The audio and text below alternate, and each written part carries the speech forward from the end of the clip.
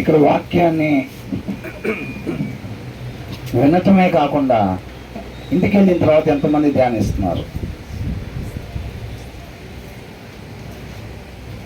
అంటే మీ personal Bible study చేయట్లేదా? చేస్తున్నారా? ఈ మిగతా వాళ్ళు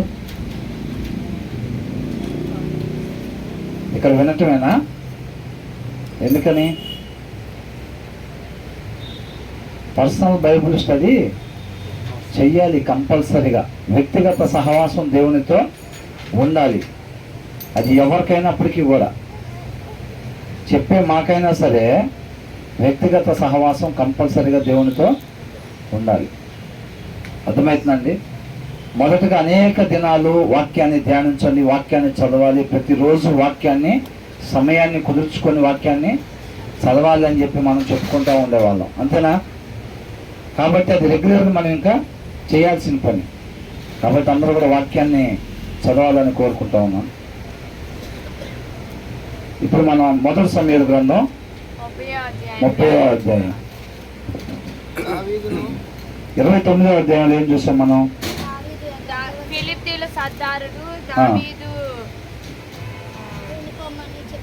ఆకీషు రాజు తనతో పాటు యుద్ధానికి రమ్మంటే ఆ ఫిలిస్తీన్ల సర్దారులు హెబ్రీయులు మనతో పాటు యుద్ధానికి రాకూడదు, వాళ్ళని పంపించేసేయమని చెప్పినట్టు మనం చూస్తా ఉన్నాం. ఆకీషు రాజు దావీదుకి ఆజ్ఞ ఇవ్వటం వల్ల వాళ్ళు తిరిగి వెనక్కి వెళ్ళిపోయినట్టు చూసాం, అవునా? తర్వాత దావీదును అతని జనులను మూడవ దినమందు సిక్లగునకు వచ్చింది. అంటే వాళ్ళు వెనక్కి తిరిగి వచ్చేసారంట. ఎన్ని రోజులు పట్టింది వాళ్ళు రావటానికి? మూడవ దినాన వాళ్ళు వెనక్కి వచ్చారు. ఎక్కడికి వచ్చారంట వాళ్ళు? సిక్లగ్. అంతకుముందు ఎక్కడ ఉన్నారు వాళ్ళు? అక్కడే ఉన్నారు. కాబట్టి మళ్ళీ వాళ్ళు ఆ ప్రదేశానికి రావడానికి 3 రోజులు పట్టింది. అంతలో దక్షిణ దేశము మీదను సిక్లగు మీదను పడి కొట్టి దానిని తగులబెట్టి గనులేమి అల్పులనేమి అందులో నున్న ఆడవారిని చెరపట్టుకుని చంపక వారిని తీసుకుని వెళ్ళిపోయి ఉండేది. ఏం జరిగిందంట?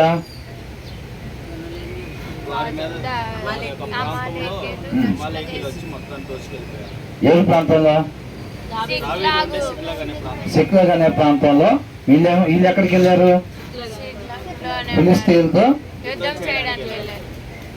అయినా ఇశ్రాయేలీయులతో యుద్ధం చేయడానికని వెళ్ళారు ఫిలిస్తీన్లతో పాటు. వీళ్ళు అక్కడికి వెళ్ళినప్పుడంట అమాలేకీయులు వీళ్ళుండే ప్రదేశానికి వచ్చి, సిక్లగ్ అనే ప్రదేశానికి వచ్చి దాడి చేసి అక్కడ ఉన్న వాటిని మొత్తాన్ని కూడా కాల్చివేశారంట. ఆ మనుషులను అయితే మాత్రం వాళ్ళు ఏమీ చంపలేదులే, కానీ వాళ్ళ మొత్తాన్ని కూడా బానిసలుగా తీసుకొని వెళ్ళినట్టుగా మనం చూస్తా ఉన్నాం.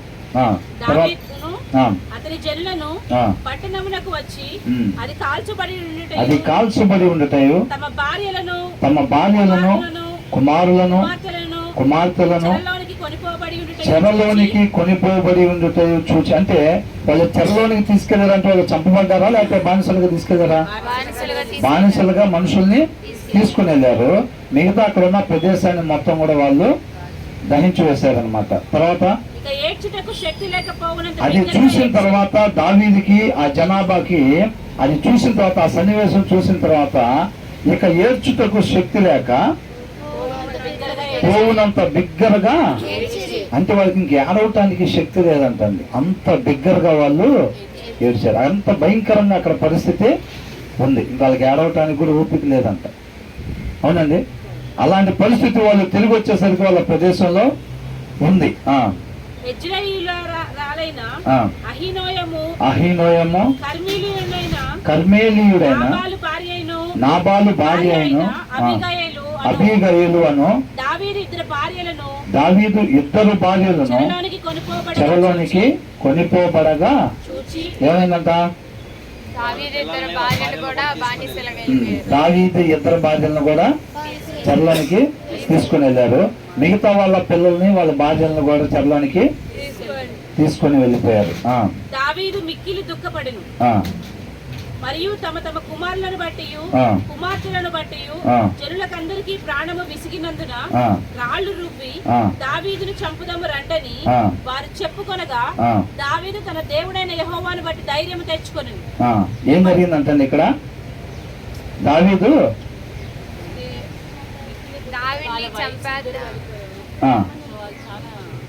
దుఃఖపడతా ఉన్నాడు. ఇక్కడ ఏమనుంది? ఆ ఇద్దరు భార్యలు, దావీదు ఇద్దరు భార్యలను చెరలోనికి కొనిపోబడగా చూచి, అవునా, వాళ్ళిద్దరు భార్యను తీసుకెళ్లారని చెప్పి ఆయన బాధపడినట్టుగా దీంట్లో రాస్తుంది. ఇంగ్లీష్ బైబుల్ ఏమనుంది? ఉందా?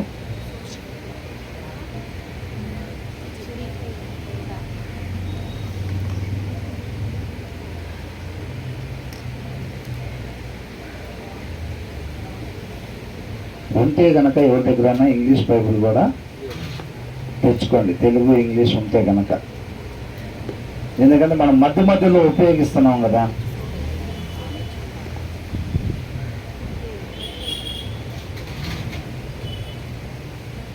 And David's two wives were taken captives. Ahinoam, the Jerlites, and Abigail, the wife of Nabal, the Carmelite.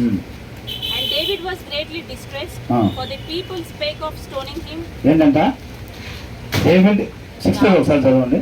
And David was greatly distressed, for the greatly distressed అంట. దావీదు బాగా బాధపడ్డాడని ఉంది. అర్థమవుతుందండి. మన తెలుగులో ఇక్కడ ఏమని ఇచ్చారంటే దుఃఖపడేను అని ఇచ్చారు, అవునా? ఇక్కడ దీంట్లో ఏమని ఇచ్చారు తెలుగులో? ఇద్దరు భార్యలు చెరలోనికి కొనిపోబడగా చూచి దావీదు మిక్కిలి దుఃఖపడేను అని ఉంది. కానీ అక్కడ దాంట్లో ఏమనుంది? గ్రేట్లీ అంటే బాగా బాధపడ్డాడు. తర్వాత for the people spake of stoning him. అంటే ఎందుకంటే ఆయన బాధపడింది? వాళ్ళు రాళ్ళు రువ్వి దావీదుని చంపుదామని వాళ్ళు మాట్లాడుకున్నారంట. దానికోసం దావీదు బాధపడ్డాడంట. అర్థమవుతుందండి. ఇప్పుడు NIVలో క్లియర్ గా ఉంది, greatly distressed because of the people stoning అని రాసి పెట్టారు. బికాస్ అంటే ఎందుకని దావీదు అంత బాధపడ్డాడు అని అంటే వాళ్ళు రాళ్ళు రువ్వి దావీదుని చంపుదామని అనుకున్నారంట. కానీ తెలుగులో ఏమని ఇచ్చారు? దావీదు ఇద్దరు భార్యలు చెరలోనికి కొనిపోబడగా చూచి ఆ ఇద్దరు భార్యను తీసుకెళ్లారని నేను బాధపడినట్టుగా దీంట్లో ఉంది, అంతేనా కదా? కాబట్టి దాంట్లో ఏముంది? వాళ్ళు రాళ్ళు రువ్వి చంపుదామని ఆ పరిస్థితిని చూసి అందరు పిల్లలను తీసుకెళ్లారు, అందరు భార్యలను తీసుకెళ్లారు, వాళ్ళతో పాటు ఈయన ఇద్దరు భార్యలను కూడా తీసుకెళ్లారు. అక్కడ ఉన్న పరిస్థితులను చూసి వాళ్ళందరూ కూడా భయంకరంగా ఏడ్చారంట. ఇక ఏడవటానికి వాళ్ళకి ఓపిక ఎంత మాత్రం లేదంట. వాళ్ళు ఆ రీతిగా వాళ్ళు దుఃఖపడినట్టుగా మనం చూస్తా ఉన్నాం. ఈ తర్వాత వచ్చేసరికి 6వ వచనంలో వాళ్ళు అనుకున్నారంట, అంటే ఫస్ట్ ఆ దుఃఖపడింది అనేది చదువుకున్నాం. మరియు తమ తమ కుమారులను బట్టి కుమార్తెలను బట్టి జనులకందరికీ ప్రాణము విసికినందున రాళ్ళు రువ్వి దావీదును చంపుదము రండని వాళ్ళు చెప్పుకొనగా అంట. ఆ మాటకంట దావీదు ఎంతో బాధపడ్డాడంట. అర్థమవుతుందండి. ఎస్, వీళ్ళందరూ ఎవరు? ఎందుకు దావీదుని రాళ్ళు రువ్వాలి, ఎందుకు చంపాలి? దావీదు చేశాడు ఇదంతా. ఇలా నమ్మని చెప్పాడా? నేను వీళ్ళందరిని అక్కడ తీసుకెళ్తాను, ఈ లోపల మీరు వచ్చి వీళ్ళందరి మీద అటాక్ చేసి వీళ్ళని తీసుకెళ్ళమని చెప్పాడా? మరి దావీదుని ఎందుకు చంపాలి? దావీదుని ఎప్పుడు చంపాలి? ఈయన ఇలా చేసుంటే ఒకవేళ ఈయన ప్లాన్ చేసి మమ్మల్ని అందరినీ పక్కకి తీసుకెళ్ళి వాళ్ళతో మాట్లాడి తీసుకొచ్చి ఇక్కడ ఉన్న వాళ్ళందరినీ బానిసలకు వెళ్ళిపోయేటట్టుగా దీన్ని దహించేటట్టుగా దావీదే చేశాడు అన్నప్పుడు కదా దావీదుని చంపాల్సింది. మరి దావీదు వీళ్ళతో పాటుగా యుద్ధానికి వచ్చాడా లేదా? యుద్ధానికి వచ్చాడు. వీళ్ళందరూ ఎవరు అసలు అంటే వాళ్ళకు మేలు చేశాడా, దావీదు కీడు చేశాడా? ఎప్పుడు దావీదు వాళ్ళకి మేలు చేశాడు, అవునా? దీని ముందు మనం చూస్తే 22వ అధ్యాయంలో ఒకసారి చూడండి. 2వ వచనం. మరియు ఇబ్బంది గల వారందరూ, అప్పులు చేసుకున్న వారందరూ, అసమాధానంగా నుండి వారందరూ అతని యొద్ద కూడుకొనగా అతడు వారికి అధిపతి అయ్యాడు. వీళ్ళందరూ ఎవరంటే అసలు అప్పులు చేసిన వాళ్ళు, ఇబ్బందుల్లో ఉన్న వాళ్ళు, అసమాధానం కలిగిన వాళ్ళు, అవునా? వీళ్ళందరికీ ఆ అప్పుల నుంచి విడిపించే దానికోసం, ఇబ్బందుల్లో నుంచి బయటేసే దానికోసం ఆ అసమాధానం తీసేసి వీళ్ళని సమాధానంగా ఉంచేదాని కోసం వాళ్ళకి నాయకుడిగా దావీదయ్యి వాళ్ళ కోసం 27వ అధ్యాయంలో మనం చూస్తే 10వ వచనం. ఆకీషు, ఇప్పుడు మీరు దండెత్తి 8వ వచనం దగ్గర అంతలో దావీదును అతని వారును బయలుదేరి గెషూరీయుల మీదను గెజేరీయుల మీదను అమాలేకుల మీదను పడిరి. ప్రయాణస్తులు పోవు మార్గమున షూరు నుండి ఐగుప్తు వరకు ఉన్న దేశంలో వారి పూర్వము కాపురముండగా దావీదు ఆ దేశస్థులను హతము చేసి మగవానినేమి ఆడదానినేమి ఎవరిని సజీవులుగా విడవక గొర్రెలను, ఎడ్లను, గార్ధబములను, ఒంటెలను, వస్త్రములను దోచుకొని తిరిగి ఆకీష్ వద్దకు వచ్చారు. చూసారంటండి ఏం చేశారంట?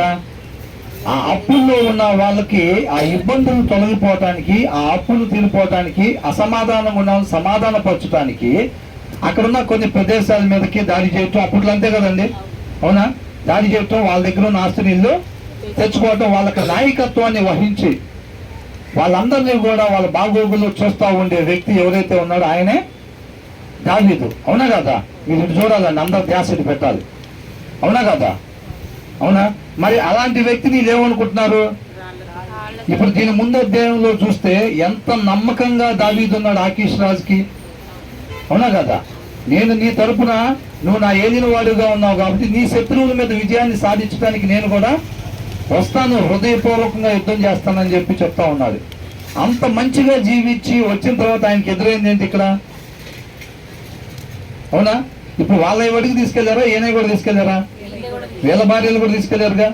మరి తీసుకెళ్ళినప్పుడు వాళ్ళకి ఆ పిల్లల మీద ఉన్న ప్రేమ ఏదైతే ఉందో, ఆ భార్యల మీద ఉన్న ప్రేమ ఏదైతే ఉందో అది మొత్తం కూడా అంతా దావీదుని చంపాలని వాళ్ళు అనుకున్నారట. నేను ఇంత మేలు చేస్తే వీళ్ళకి, నేను వీళ్ళకి అధికారిగా ఉండి వీళ్ళకి కావాల్సిన మంచి చెడులు, అవునా? అసలు మంచి చేయని సౌలు గురించి కూడా ఏమన్నాడు?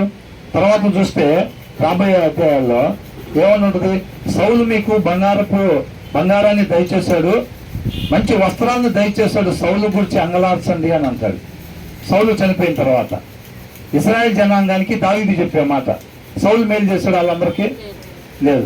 వస్త్రాలు ఇచ్చి బంగారం ఇస్తేనే అంతగా అంగలార్చాలని అంటే, మరి దావీదు మంచి చేసిన ఏం చేస్తున్నారు? ఇల్లు రాళ్ళు పెట్టి చంపాలనుకుంటున్నారు.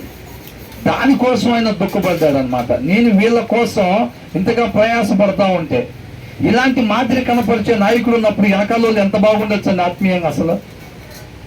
అవునా కదా? ఇప్పుడు దావీదుని చూసి వాళ్ళు ఎంత మార్పులు చెందొచ్చు. అవునా కదా? మరి అలాంటి నాయకుడు దొరకటం దేవుడి కృప. వాళ్ళకి చూసి ఎంత మార్పు చెందొచ్చు. శత్రువు దొరికినా సరే చంపకుండా విడిచిపెట్టేవాడిగా, ప్రతి ఒక్కరికి సహాయం చేసేవాడిగా ఉన్నాడు. అంతేనా కదా?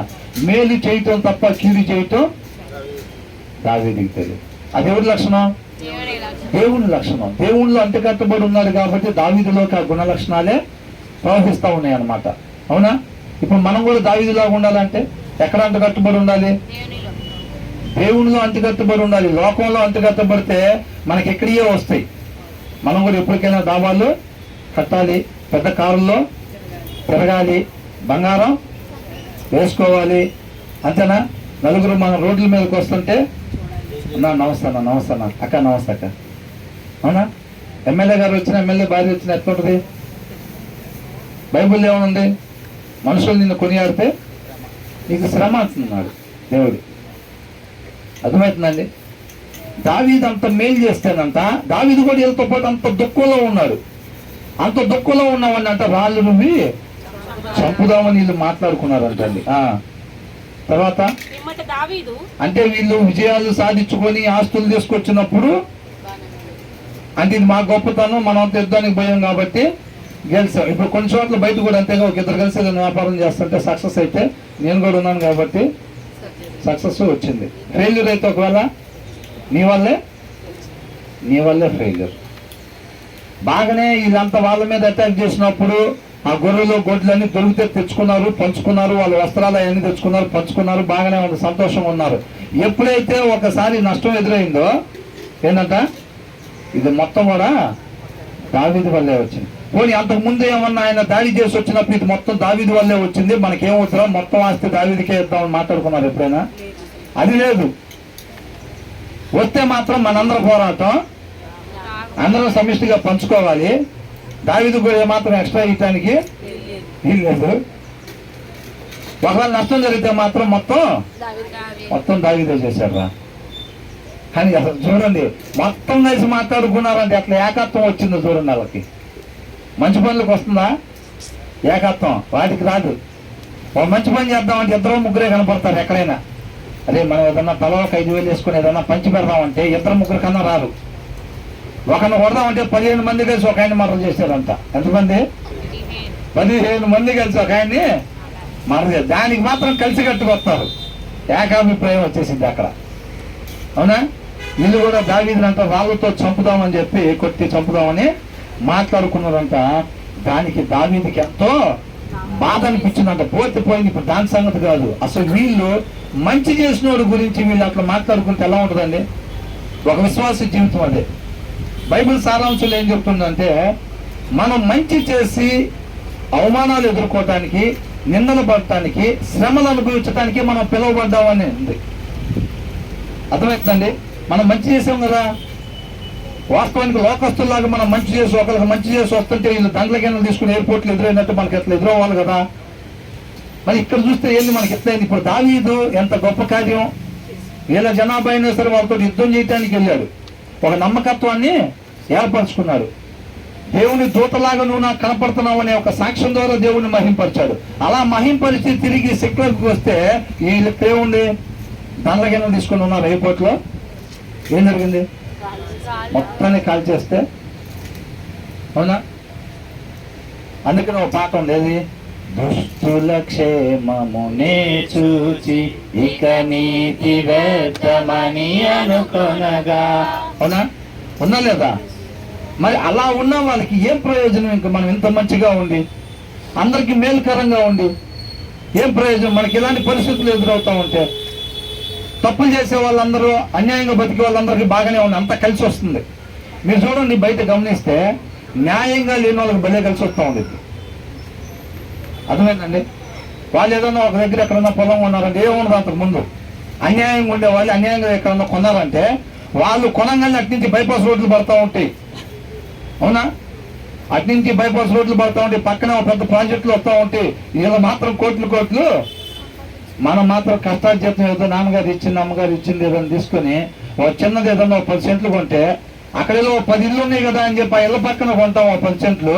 మనం కొన్న తర్వాత ఆ ఇల్లు తీసేస్తారు అక్కడ. అర్థమైందండి? వాడు చూస్తేనేమో అన్యాయంగా సంపాదించుకొచ్చాడు, ఎవరితో కబ్జా చేశాడు స్థలం. సరే ఏదో ఒక రకంగా వీళ్ళు అనిపించుకున్నారు ఆ స్థలం. వీళ్ళు అనిపించుకున్న తర్వాత 2-3 బైపాస్ రోడ్లు పడి మొత్తం కోట్లలోకి పెరిగిపోయింది. మనమేమో న్యాయవంతంగా తల్లిదండ్రులు ఇచ్చిన డబ్బులతో ఏదో ఒక 5 సెంట్ల స్థలం కొనుక్కోగానే ఒక 10 ఇళ్ళు ఉన్నాయి కదా, ఎప్పటికైనా కాలనీ లాగా తయారైద్దని చెప్పి మనం కొనుక్కోగానే తర్వాత ఏం చేస్తారు? గవర్నమెంట్ వల్ల 10 ఇళ్ళు తీసేస్తారు. మనం ఉన్నదానికన్నా ఇంకా తగ్గిపోయింది రేటు. అవునండి? ఏమనిపించింది? అలా చూస్తే ఏమనిపించింది? కొంతమందికి అట్లా కలిసి వచ్చింది. అదృష్టం ఉండాలిరా. ఏముండాలంట? అదృష్టం ఉండాలి. నా దృష్టిలో అదృష్టం ఏంటో చెప్పమంటారండి? దేవుడు కృప మనలో నుంచి తొలగిపోతే మనం కూడా ఎక్కడ ఉన్నా బైపాస్లు పడతాయి. ఏది కావాలి? కోట్లు కావాలా, కృప కావాలా? కరెక్ట్గా చెప్పండి, హృదయపూర్వకంగా. దేవుడు అక్కడ ఓకే అని శాంక్షన్ చేశాడంటే మరి మీ ఇష్టం. ఎవరెవరికి కావాలి? దేవుడికి మహిమ కలిగిన గాక. అర్థమవుతుందండి? ఆ పాట రాసింది కూడా అదే ఉద్దేశంతో రాశారు. అర్థమవుతుందండి? మంచి చేసి ఇక్కడికి రాగానే ఏమైందంట, అంత మంచిగా ఉండి వచ్చాను నేను రాగానే మొత్తం కలిసే వచ్చింది అనుకుంటే. ఇంకా అబ్రహాం దగ్గర కూడా మనం ఇది చూసాం. అబ్రహాం దేవునికి ప్రార్థన చేసుకొని ప్రార్థించిన తర్వాత ఏమైంది? ప్రార్థన చేసి లేచిన తర్వాత వాళ్ళిద్దరూ విడిపోయారు. ఎవరెవరు? అబ్రహామును లోతు ఇద్దరు. అసలు ఏంది అంతా కలిసి రావాలి కదా, ప్రార్థన చేసి ఆమె అన్న తర్వాత ఏంటి ఇద్దరు విడిపోయేమైంది? అసలు ఇట్లా జరిగింది ఏంది? అది అలా మేలుకు జరిగిందా, కీడుకు జరిగిందా?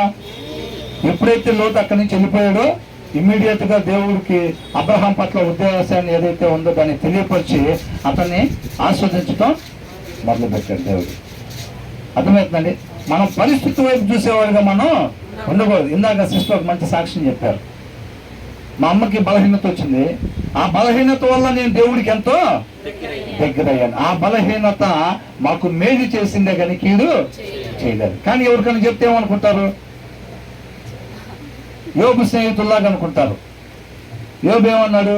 నా శ్రమలు వచ్చినాయి అంటే నువ్వేదో తప్పు చేసుంటావు అందుకే వచ్చినాయి అని అంటాడు. నేనేమి చేయలేదు అసలు. అంటే నువ్వు లేకపోతే నీ పిల్లలు చేసుంటారు, క్షమించమని దేవుడిని అడుగు, తీసేస్తారు శ్రమలు అంటున్నాడు. ఆయన ఏమంటున్నాడు? నేను తప్పే చేయలేదు, నేను ఎందుకు క్షమించమని అడగాలి, నేను దేవుడితో మాట్లాడతాను అంటున్నాడు. అంతేనా కదా? మరి ఇప్పుడు వీళ్ళు కూడా బాగలేదండి, మా అమ్మకి అస్సలు ఆరోగ్యం బాగలేదండి, మీరు ఏం పాపం చేశారో ఏంటంట వీళ్ళు పుణ్యాత్మలు చెబుతారు. లోకస్తులకు మనం పోయి చెబితే ఏమంటారు? మా అమ్మగారికి బాగలేదని అంటే నువ్వు మీ అమ్మ ఏం పాపం చేశారో మాకేం తెలుసమ్మా, అందుకని మీకు అట్టగా అయింది. అందుకే అయిందా? దేవుడు ఏమన్నాడు? తమ పిల్లలను ప్రేమించిన వాళ్ళు తెలుసుకోవాల్సింది తెలుసుకోవటం కోసం ఏం చేస్తున్నాడు? ఆయన శత్రువులకి అప్పగిస్తున్నాడు అన్నమాట. అర్థమవుతుందండి.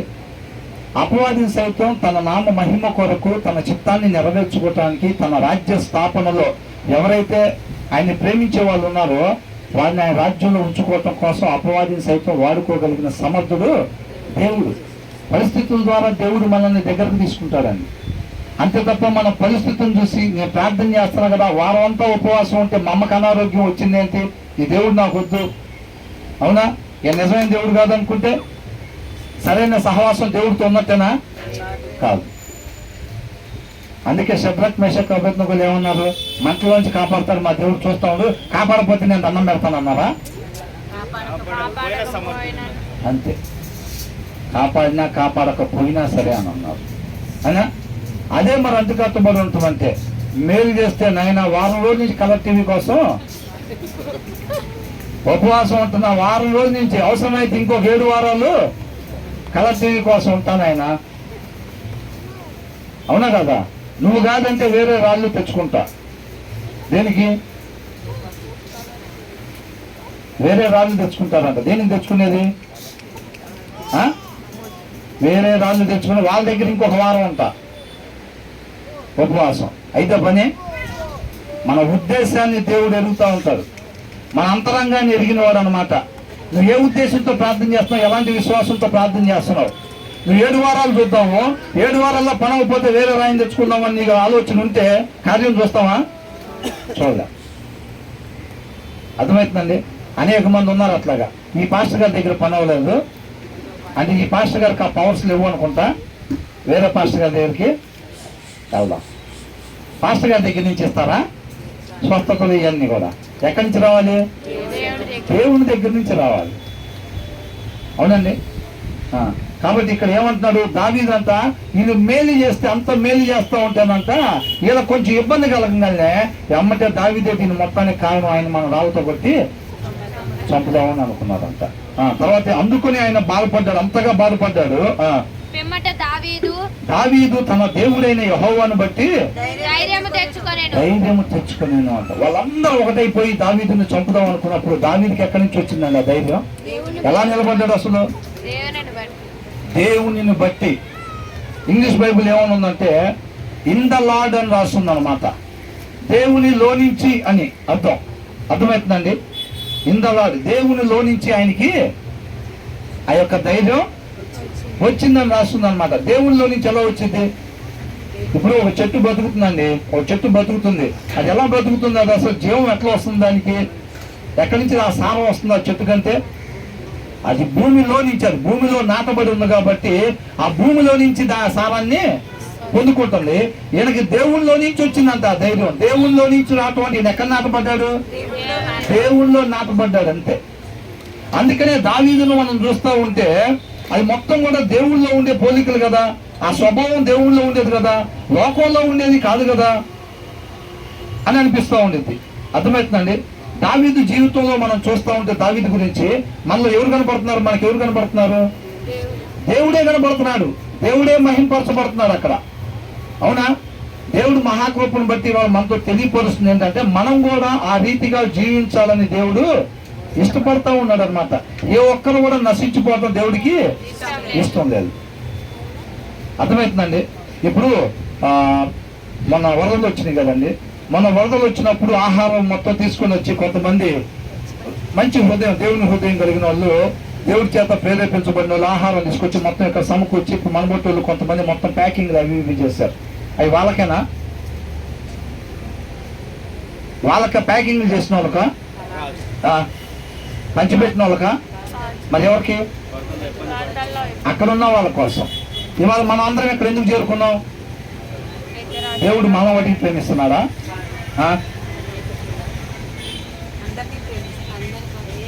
మనలో వెలుగు నింపుతున్నాడు ఇక్కడ. ఎందుకని? ఆయన అందరినీ ప్రేమిస్తున్నాడు. వాళ్ళందరినీ నేను ప్రేమిస్తున్నాను. అర్థమవుతుందండి.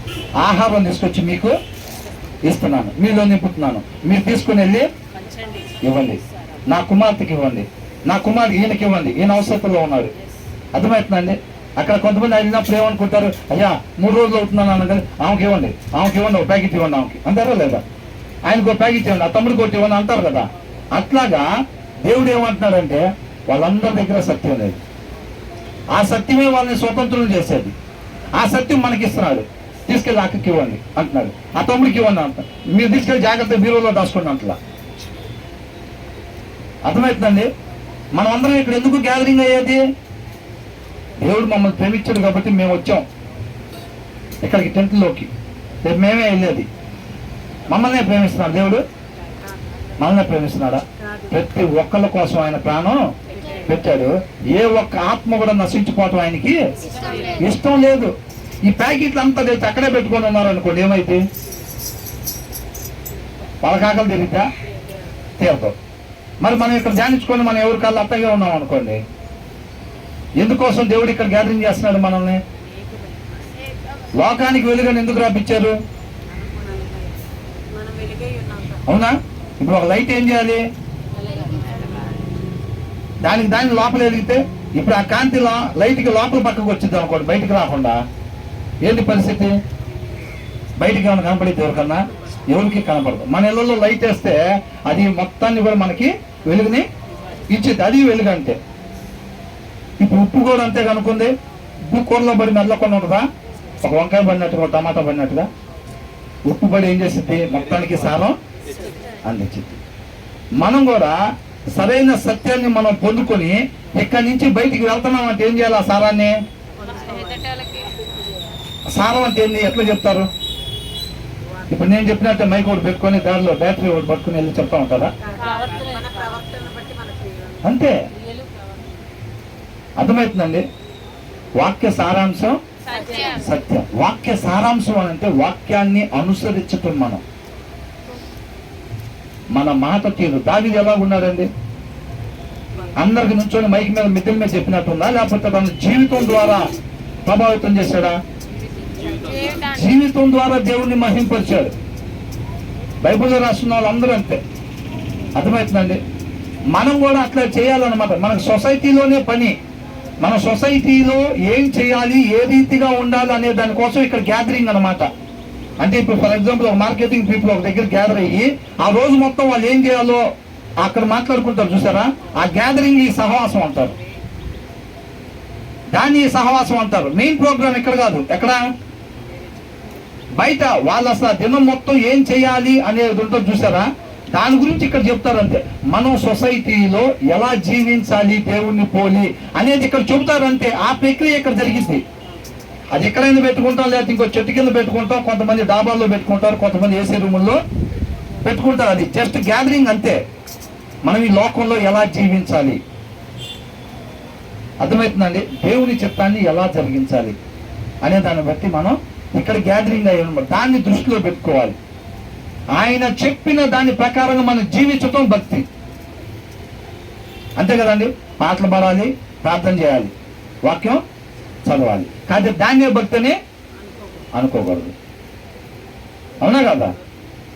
కాబట్టి మనం ఖచ్చితంగా దీన్ని మనం తెలుసుకుని మన ప్రవర్తన ద్వారా మనం సువార్తని చెప్పేవారు ఉండాలి. అర్థమవుతుందండి. మనమే ఒక సువార్త పత్రిక లాగా బెదరు చెప్పారు ఒక దగ్గర. నాకు చాలా చోట్ల ఉపయోగపడుతుంది. చక్కటి మాట. నేను చెప్పే అన్ని ప్రసంగాల కన్నా ఒక అడుగు పైన అది ఉండిద్ది ఎప్పుడు కూడా. అర్థమవుతుందండి. మన జీవితమే ఒక సువార్త పత్రిక లాగా ఉండాలంటే. ఎంతమంది ఇష్టపడుతున్నారు దానికి? హల్లెలూయా, హల్లెలూయా. హృదయపూర్వకంగా ఎవరైతే ఇష్టపడుతున్నారో, ఆశపడుతున్నారో, ఖచ్చితంగా ఆశపడ్డ ప్రాణాన్ని దేవుడు తృప్తిపరుస్తాడు. తన చిత్తానుసారం ఏది అడిగినా దేవుడు ఇస్తానన్నాడు కాబట్టి ఏది పడుతుంది అడిగితే కాదు. ఆ తర్వాత ఏమంటున్నాడు ఇక్కడ? దావీదు ఏఫోదు తెమ్మని యాజకుడకు అహీమేలుకు కుమారుడైన అబ్యాతారుతో చెప్పగా అబ్యాతారు ఏఫోదును దావీదు వద్దకు తీసుకొని వచ్చి ఏమని చెప్తున్నాడు దావీదు? అబ్యాతారు అంటే ఎవరు? యాజకుడు. అవునా? అది ఏఫోదుని తీసుకొని రమ్మంటారు. కొంతమంది ఏమంటారు? అన్న చర్చికి వెళ్ళలేదన్నా, వాళ్ళంతా బాధగా ఉంది, మనసు అంతా భారంగా ఉంది, బైబిల్ చదివా అంటే చదవలేదన్న, ఇవాళ అసలు ఏమీ బాగలేదు, కొద్దిగా బాధగా ఉంది అని అంటున్నారు. మరి దావీదుకి ఇక్కడ సంతోషంగా ఉండి ఏపోతుంది ఏమంటున్నాడా? ఎంత బాధగా ఉంది, ఏడవటానికి అంటే ఓపిక లేదంట. అలాంటి పరిస్థితులు ఎవరిని ఆశ్రయిస్తున్నాడు? ఆయనకి సంతోషం వచ్చినా దేవుణ్ణి మహింపరచటం, ఆయనకి దుఃఖం వచ్చినా దేవుణ్ణి ఆశ్రయించడం. ఆయనకి తెలిసింది అది ఒక్కటే. అర్థమవుతుందండి? మనం ఆయన్ని పోలి జీవించాలంటే నాకు అన్ని సంతోషాలు వస్తే దశంభాగం తీసుకొని చర్చికి వెళ్తా, లేకపోతే నా చర్చికి కూడా వెళ్ళబుద్ది అవ్వదు. ఏందో మరి అంటే మనం ఎక్కడో నాటబడి ఉంటాం బహుశా, అంతేనా? ఇప్పుడు ఫర్ ఎగ్జాంపుల్ నేల దగ్గరలో బండ మీద ఒక చెట్టు నాటాం అనుకోండి, పక్కన చాలా నేల ఉంటుంది, మంచి నేల. ఆ పక్కనే ఉన్న బండ మీద నాటితే ఏమైతే బతికిద్దా చచ్చిపోయిద్దా? మనం చాలా దగ్గరగానే ఉండొచ్చు, కానీ నాటబడాల్సిన చోట నాటబడకపోతే ఏమైతే చచ్చిపోతాం అంతే, ఆత్మీయంగా. అర్థమైందండి? అది ఎంతో నేల నాకు చాలా దగ్గరకు ఉందా అంత మాత్రం బతికేస్తామంటే కాదు. ఈయనకి బాధ వచ్చినా సరే వాళ్ళందరికీ వచ్చిన ఆలోచన చూడండి ఎట్లుందో. మనలో ఒక్కడి ఈడే కారణం మొత్తంగా చంపేసేద్దాం వాళ్ళు అనుకున్నారు. ఏమనుకున్నాడు? దేవుళ్ళో నాటబడి ఉన్నాడు కాబట్టి దేవుని దగ్గర నుంచి ఆ ధైర్యం తెచ్చుకొని ఆయన్ని ఆశ్రయించేవాడిగా ఉన్నాడు. నేను ఈ దండును తరిమిన ఎడల దాన్ని కలుసుకొందునా అని యెహోవా దావీదు విచారణ చేయగా యెహోవా తరుము నిశ్చయముగా నీవు వారిని కలుసుకొని తప్పక నీ వారందరిని దక్కించుకొందు అని సెలవిచ్చాను. ఏం చెప్పాడు దేవుడు? దావీదు ఏమడిగాడు?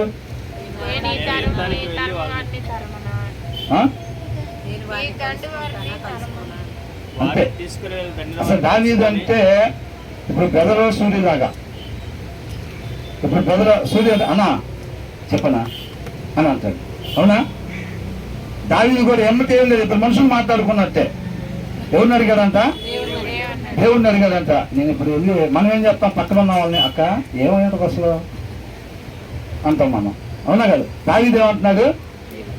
నేను వెళ్ళి నేను ఈ దండను తరిమిన ఎడల దాన్ని కలుసుకొందునా అని యెహోవా యొద్ద దావీదు విచారణ చేయగా యెహోవా తరుము నిశ్చయముగా నీవు వారిని కలుసుకొని తప్పక నీ వారందరిని దక్కించుకొందు. ఏం చేస్తుంటారు దావీదు అప్పుడు? చెప్పాలి, నోరు చేసి చెప్పాలి. కిందకి మీరు చదువుకుని వచ్చారు బ్రదర్, నేను చదవలేదు కదా. మొన్నవాడు ఇట్లాగే అయింది ఒక దగ్గర. నేను ఈ ప్రదేశంలో ఉంటే సౌలు వస్తాడా, ఈ జనాలు నాకు అప్పగిస్తాడంటే ఖచ్చితంగా వస్తాడని చెప్పారు. ఎవరు చెప్పారా లేదా? ఈ జనాలు నన్ను అప్పగిస్తారా అంటే ఏమన్నాడు? ఖచ్చితంగా నేను అప్పగిస్తానని చెప్పాడు. దావీదు ఏం చేశాడు? అప్పుడు పారిపోయాడు అక్కడి నుంచి. వచ్చాడా సౌలు? రాలా. అప్పగిచ్చారు వీళ్ళు? అప్పగించగా. అవునా కదా? మరి ఇప్పుడు దేవుడు ఏం చెప్తున్నాడు? నేను వెళ్ళి తరనా వాళ్ళని, వాళ్ళు దొరుకుతారా నాకు అని అడిగాడు దావీదు. ఏమన్నాడు దేవుడు? తరుము, నువ్వు ఖచ్చితంగా వాళ్ళని కలుసుకుంటావు, పట్టుకొని నీకు పోయింది మొత్తం తెచ్చుకుంటావు అని అన్నాడు. అప్పుడు దావీదు వెళ్ళుంటాడు. 2-3 వచ్చినా కింద చదివేస్తుంటారు. అక్కడైతే దావీదు ఫర్ ఎగ్జాంపుల్ గా దావీదు స్వభావాన్ని మనం చూడాలి. అది మనకు కావాల్సింది. అక్కడ ఏం జరిగింది అనేది కాదు. అవునండి? అది 20% అయితే 80% దాని సారాంశం మనకి కావాలి. ఇప్పుడు ఫర్ ఎగ్జాంపుల్ ఈయన అడిగాడు, బాగానే ఉంది.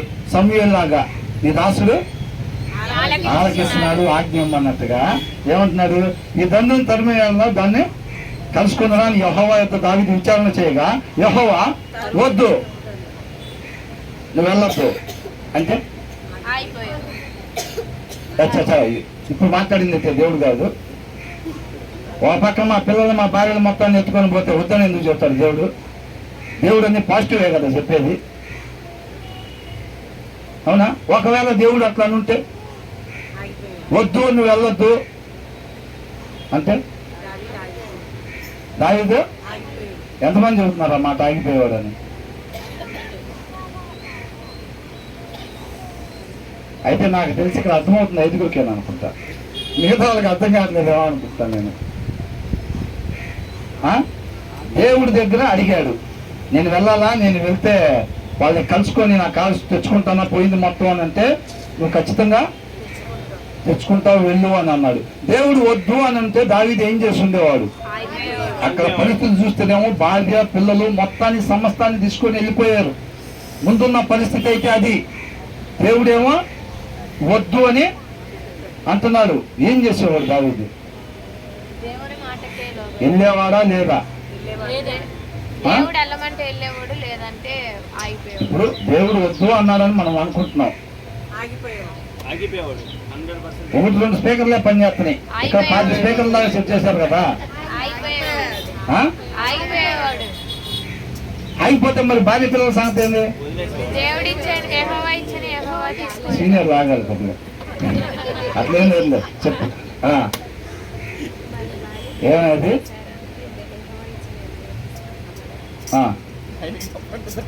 ఒకవేళ వద్దంటే అయిపోయేవాడా? అయిపోయేవాడు అని ఎంతమంది చెప్తున్నారు? దింపండి.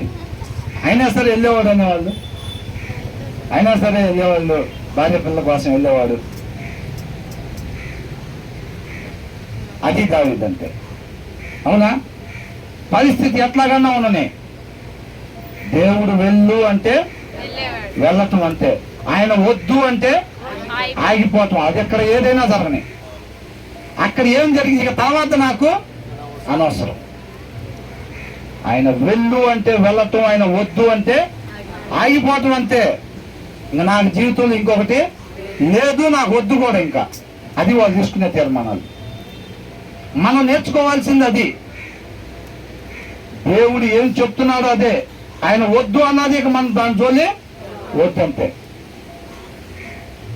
అప్పుడే మనం దేవుణ్ణిలో అభివృద్ధి చెందుతూ ఉంటాం, రక్షణలో అభివృద్ధి చెందుతూ ఉంటాం. దేవుడి చిత్తాన్ని బలంగా వీళ్ళు అలా ఉన్నారు కాబట్టే దేవుడు అట్లా వాడుకున్నాడు వాళ్ళని.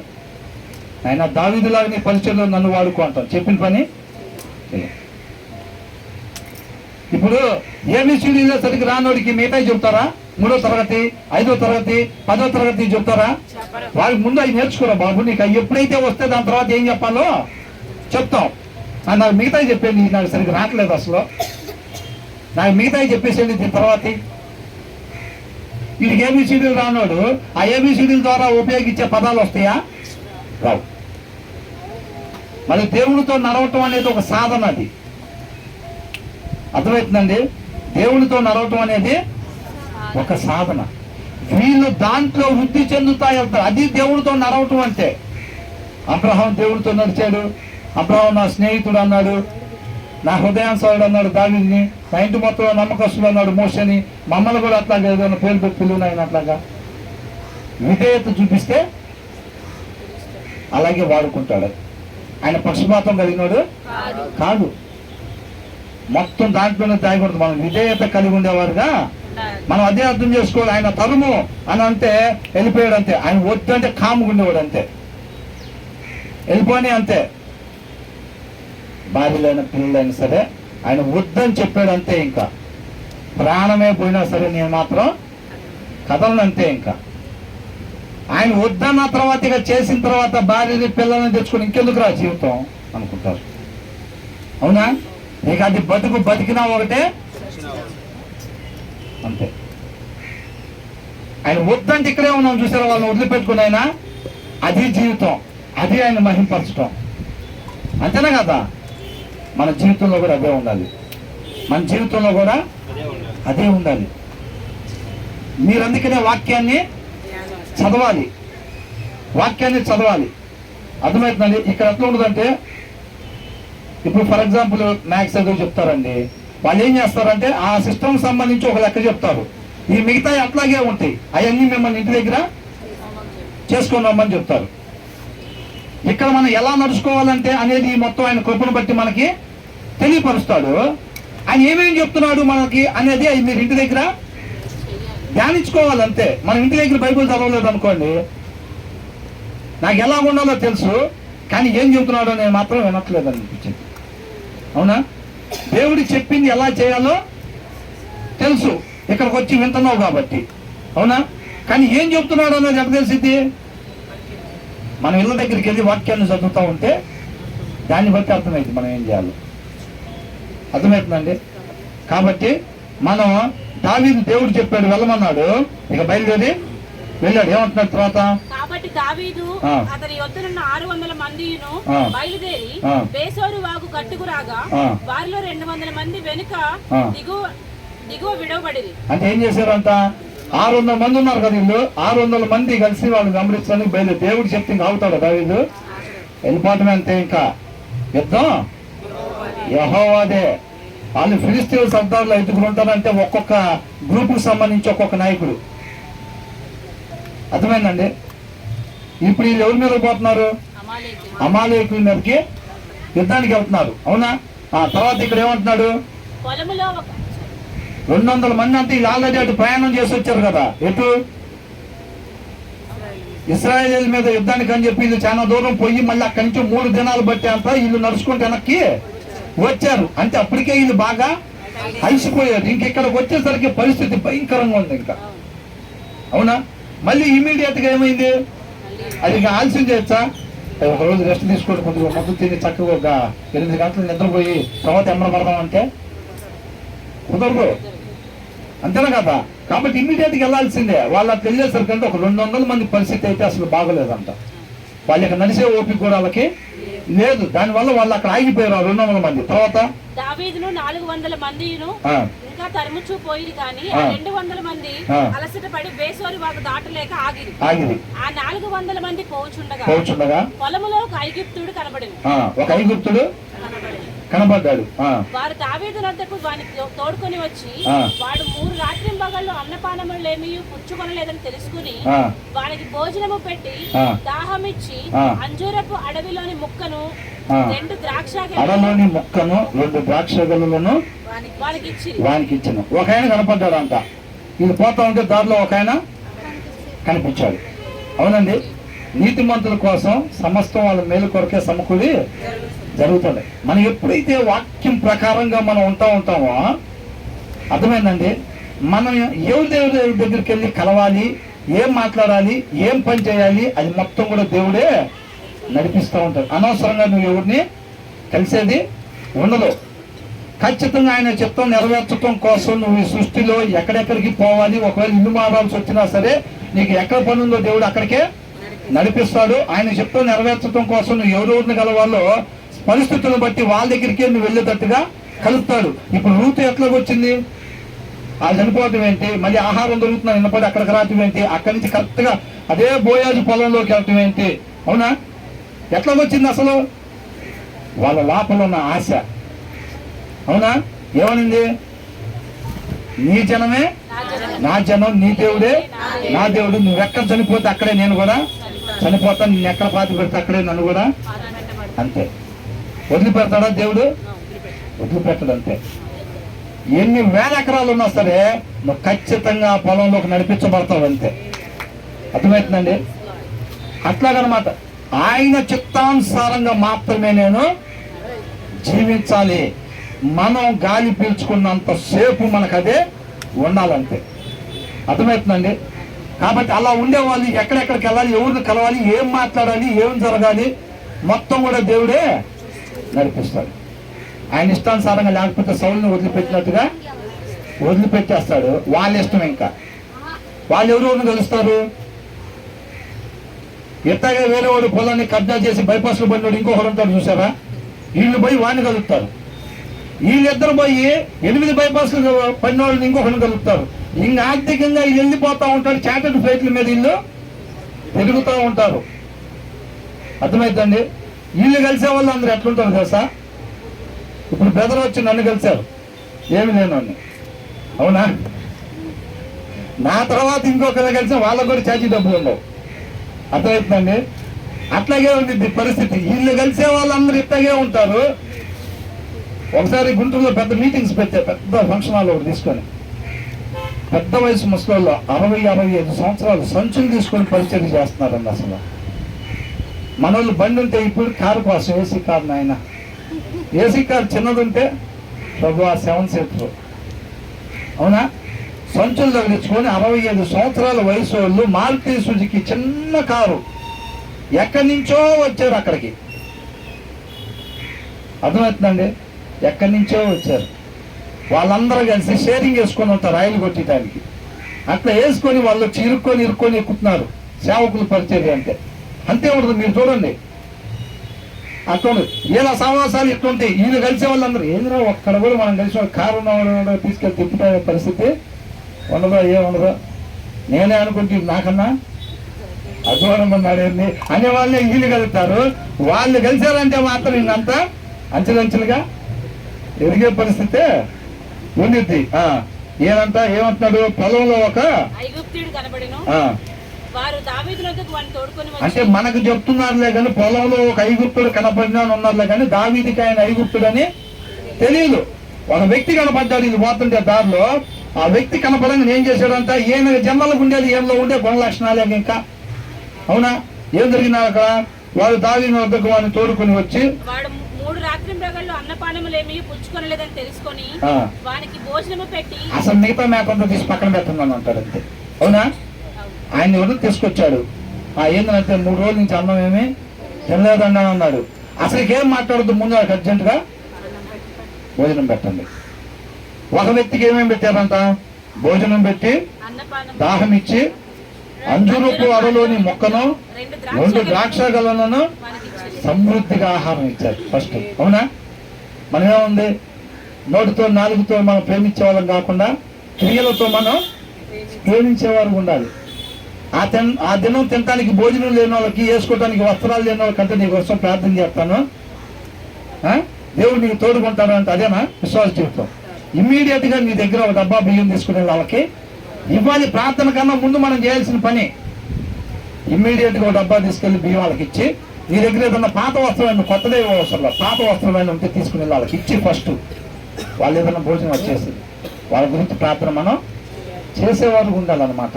అర్థమవుతుందండి. మదర్ తెరీసా ప్రార్థన చేస్తానే కూర్చుందా లేకపోతే పరిచయం చేస్తా ఉందా? పరిచర్య. మదర్ తెరీసా అంటే గుర్తొచ్చేది ఏంటి, పరిచర్య. అర్థమవుతుందండి. మన ఇంట్లోకి ప్రార్థన చేయాలి, బయటకు వస్తే క్రియలతో పరిచర్య చెయ్యాలంతే.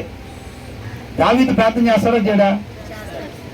నిన్న ఒక ఆయన చెప్తున్నాడు, పెద్ద దేవుని సేవకుడు, హైదరాబాద్లో ఉంటాడు, అంతకుముందు ఇక్కడే ఉండేవాళ్ళు మంగళగిరిలో, ఇప్పుడు పెద్ద పాస్టర్ గారు అయిపోయాడు. ఆయన అంటున్నాడు, ఒక 3 వ్యక్తులు బైబిల్లో సింహాల మధ్యలో సంచరించారు. ఒకరు సంసోను, రెండోది దావీదు, మూడోది దానియేలు.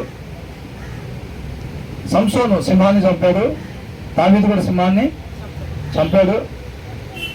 దానియేలు దగ్గరకు వచ్చేసరికి సింహాలు కాముగా నోటి మీద వేసుకొని ఉన్నాయి. ఎందుకనంటే దానియేలు ప్రార్థనా జీవితం అని అన్నది. అది వాళ్ళిద్దరికి లేదా?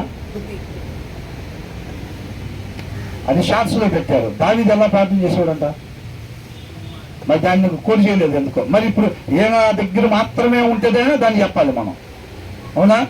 మరి దావీదు ప్రార్థనలు ఏమాత్రం కూడా తక్కువ కాదు. కాబట్టి ఈయన తెలిసి నేను ప్రార్థన చేస్తానన్నాడా? ఏమన్నాడు? ఇమ్మీడియట్ గా ఆయనకి భోజనం పెట్టను అన్నాడు. తర్వాత ఏమంటున్నాడు? వాడు భోజనం చేసిన తర్వాత అంటే దావీదు దేవుడి మాట, దేవుడిలో నుంచి వచ్చిన గుణ లక్షణాలు, ఆ మాటలు వింటున్నాడు, చిత్తాన్ని తెలుసుకుంటున్నాడు. ఎక్కడికి పోయినా అది క్రియారూపకంలో చూపిస్తున్నాడు.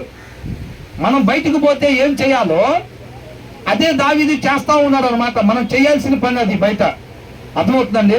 మనం బయట అదే రీతిగా జీవించాలి. ఇక్కడ పాటలు పాడేసి మేము భక్తులు, మేము పరలోకాన్ని తీసుకెళ్తారు దేవుడు మమ్మల్ని అని అంటే అట్లా అయిద్దా? అది కాదండి. మనం ఇక్కడ బయట మాత్రం మనం సెల్ఫిష్ గా ఉండి, స్వార్థంగా ఉండి, ఇక్కడ మాత్రం పాటలు పాడి ప్రార్థన చేసుకొని వాక్యాలు చదువుకుంటే ప్రయోజనం ఏమీ లేదు. పొద్దున షార్ట్స్ లో చూస్తే ఏసన్న గారు చెప్తున్నారు. ఏసన్న గారు వాక్యం చెప్తుంటే అపవాది, వాక్యం బ్రహ్మాండంగా చెప్తున్నావు, నీకన్నా నేను బ్రహ్మాండంగా చెప్పగలను అంటున్నాడు అంట. అయితే పాటలు పాడుతుంటానంట, పాటలు బాగానే పాడుతున్నావు, అయితే నేను నీకన్నా అసలు నేను పాడితే ఆ లెక్క వేరుకుంటుంది అన్నాడంట. ఉండిద్దా లేదా? ఉండిద్ది. అవునా? అయితే నేను ప్రార్థన చేస్తానంటే అది మాత్రం మనకి రాదన్నాడంట. అదేనండి, అది మాత్రం మనకు రాదన్నాడంట. అవునా? ఇక్కడ ఏం చేశాడు? ముందుగా ఆ జీవితంలోనే అది వాక్యాన్ని అనుసరించడం అనేది దావీదు చూపిస్తా ఉన్నాడు అన్నమాట. మన భక్తి ఎంత మాత్రం ఈ టెంట్ల మధ్యలో రేకుల మధ్యలో ఉండడానికి వీలు లేదు. మన పని అంతా అక్కడ. దేవుడు అక్కడ చూస్తున్నాను, నువ్వు ఇక్కడ బాగానే కూర్చున్నావు పద్ధతిగా, ఎవరైనా కూర్చుంటారు అక్కడ. అవునా? నువ్వు రేకులు బయట నేను నిన్ను గమనించేది అంటున్నాడు. మనం ఇక్కడేమో వంగి ఉంటాం, ఇక్కడ బాగానే మార్కులు గట్టిగానే పడి ఉంటాయి అనుకుంటాడు. అసలు పరీక్ష పేపర్ అక్కడ అంటున్నాడు పరిగణలో తీసుకునే దేవుడు. అయ్యా ఇక్కడైతే ఏమో సున్నానేగా మనకి. మనమంతా గ్యాస్ అంతా ఎక్కడ పెట్టాం? ఆ రేకులు లోపల పెట్టాం. ఆయన రేకులు బయట నువ్వు చేసిన దాన్నే తీసుకుంటాను అంటున్నాడు పరిగణలోకి. ఇంకేం వస్తే ఎవరు పాస్ అయ్యేది ఇంక మనలో అనుకుంటున్నారు. అర్థమవుతుందండి? దేవుడు అక్కడ ఉన్న దాన్ని పరిగణలో తీసుకుంటాను అంటున్నాడు. నువ్వు సారం అక్కడ పంచాల్సింది. అర్థమవుతుందండి? ఇక్కడ మీరు చేసేదే ఉంది, నా కృపను బట్టి నేను నింపుతున్నాను మీలో సారం, నేను నింపుతున్నాను మీలో వెలుగు, దాన్ని తీసుకుని వెళ్ళి అక్కడ పంచండి అని అంటున్నా. ఆ చూస్తేనేమి ఏమీ లేదు. అలా ఉండకూడదు మనం. తర్వాత ఇక్కడ స్పీడ్కి వెళ్ళిపోవాలి. అయిపోయింది. వాడు భోజనం చేసిన తర్వాత వాడి ప్రాణము తెప్పరిల్లగా దావీదు నువ్వు ఏ దేశపు వాడవు? చూసారండి, అంటే ఇందాక దావీదు తెలుసా లేదా ఐగుప్తు దేశపోడు అని తెలియదు. ఒక వ్యక్తి కనపడ్డాడు, మనకు తెలియటం కోసం రాపిచ్చాడు అన్నమాట. పొలంలో ఒక ఐగుప్తుడు కనపడ్ను అని. దావీదు నువ్వు ఏ దేశపు వాడవు, ఎక్కడి నుండి వచ్చుతు అని వారిని అడిగాను. అందుకు వాడు నేను ఐగుప్తీయుడైనై పుట్టి అమాలేకుడైన ఒకనికి దాసుడనైతిని. 3 దినముల క్రిందట నేను కాయిలా పడగా నా యజమాని నన్ను విడిచిపెట్టిపోయాను. మేము దండెత్తి కెరేతీయుల దక్షిణ దేశం. ఏమైందంట? ఎవరంటే ఏం అసలు వీళ్ళ మీద దండెత్తి వచ్చారు చూసారా? వాళ్ళలో ఒక ఆయన అంట. కాబట్టి ఈయన బేసిక్ గా ఈయన ఐగుప్తీయుడు అంట, అమాలేకుడికి దాసుడుగా ఉన్నాడు అనమాట. అంటే ఏసేపుని అమ్మేశారు చూసారా? అట్లాగే ఏదో ఒక రీతిగా ఈయన అమాలేకులకు దాసుడు అయ్యాడు ఒక ఆయనకి. ఆ యజమానుడు ఏం చేశాడు? ఈయనకు అనారోగ్యం వచ్చేసరికి, ఆ ప్రయాణం వెళ్ళిపోతున్నారు కదా, అనారోగ్యం వచ్చేసరికి ఆయన నడవలేని పరిస్థితిలో ఉంటే ఈయన వదిలిపెట్టేసి వెళ్ళిపోయారంట. మేము దండెత్తి కెరేతీయుల దక్షిణ దేశమునకు యూదా దేశమునకును కాలేబు దక్షిణ దేశమునకును వచ్చి వాటిని దోచుకొని సిక్లగును కాల్చివేసిమని చెప్పాను. చూసారండి, ఇప్పుడు దాకా మనం ధ్యానించిన దాంట్లో మొదటి వచ్చిన దగ్గర నుంచి అసలు దీన్ని పాడు చేసింది ఎవరో దావీదు తెలుసా? అసలు ఎవరు పాడు చేశారు దీన్ని? ఫిలిష్తీయులు పాడు చేశారా, లేకపోతే అమాలేకీయులు పాడు చేశారా, లేకపోతే పెరిజ్జీయులు పాడు చేశారు? ఎవరు పాడు చేశారు దీన్ని అనేది దెబ్బతీసింది. ఈ వ్యక్తి ఏమంటున్నాడు? నేను అమాలేకీయుడిని అండి, ఐగుప్తులో ఉండేవాడిని అయితే బేసిక్ గా అమాలేకీయుడికి దాసుకుని అయ్యాను. మేమేం చేసామంటే ఇక్కడ కొన్ని ప్రదేశాల్లోకి వచ్చి వాటి మొత్తాన్ని మేము దాడి చేసి దోచుకుని దాన్ని కాల్చివేసామంటున్నాడు. అంటే ఇలా ప్రాంతమేగా. అంటే ఎవరు దాన్ని కాల్చేసింది? అమాలేకీయులు కాల్చేశారని దావీదుకి అర్థమైంది అనమాట. అంతేనా కదా? తర్వాత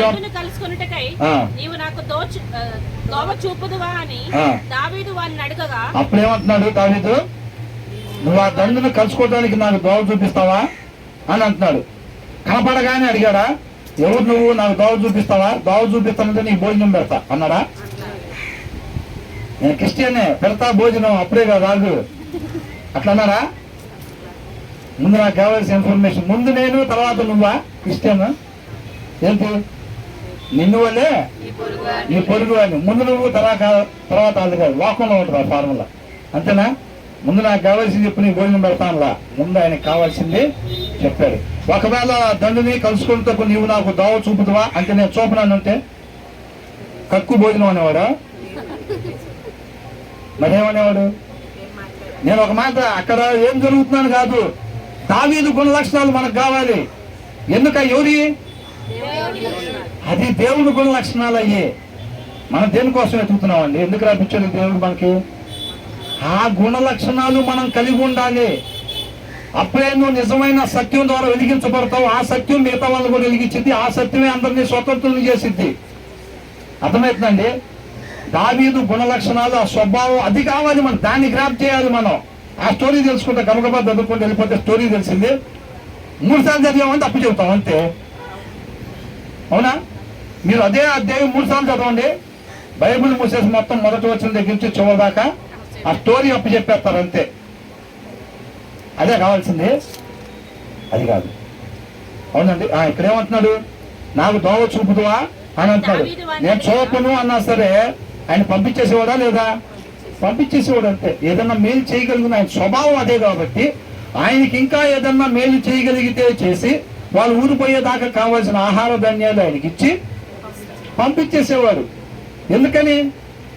మరి నాకు చూపించనన్నాడు కదా, ఆ దండు దగ్గరికి నేను తీసుకెళ్ళనన్నాడు కదా, ఈయన చెప్పింది చేయలేదు కదా, ఈయనకు ఉపకారం చేయలేదు కదా, అపకారం చేస్తానంటున్నాడు కదా, ఈయన పెట్టింది తిని ఈయనకు ఉపకారం చేయలేదు కదా, మరి అయినా సరే ఎట్లా చెప్పగలుగుతున్నాం? ఖచ్చితంగా ఈయనకి అపకారం చేసినోడు కూడా ఉపకారం చేసేవాడు దావీదు కాబట్టి. అవునా? మీరు చెప్పాలండి ఆ మాట. సౌలు ఏం చేశాడు? దావీదుకి అపకారం చేశాడు. అయినా సరే దావీదు ఏం చేశాడు? సౌలుకి ఉపకారం చేశాడు. ఆయన తెలిసింది ఒకటే, అవతలోని బట్టి మనం కాదు, అవతలోడు అపకారం చేసినా ఉపకారం చేయటం తప్ప యువతల నుంచి వేరేది రాదంతే, రాదు. అలా రాకుండా ఈ దినం మొత్తం కూడా నేను అట్లా అపకారం చేసినోడికి కూడా ఉపకారం మాత్రమే చేసేటట్టుగా రాత్రి నేను చేసిన ప్రార్థన ఈ మోకాళ్ళ మీద మచ్చ చూడండి అని చెప్తాడు. అదే బైబిల్లో రాసలేదు అని నేను చెప్తున్నా. ఆ రోజు మొత్తం కూడా వాక్యాన్ని మాత్రమే అనుసరించేదానికి, దేవుణ్ణి మాత్రమే పోలి నడుచుకునేదానికి రాత్రిపూటే జరుగుతాయి అన్నమాట మొత్తం.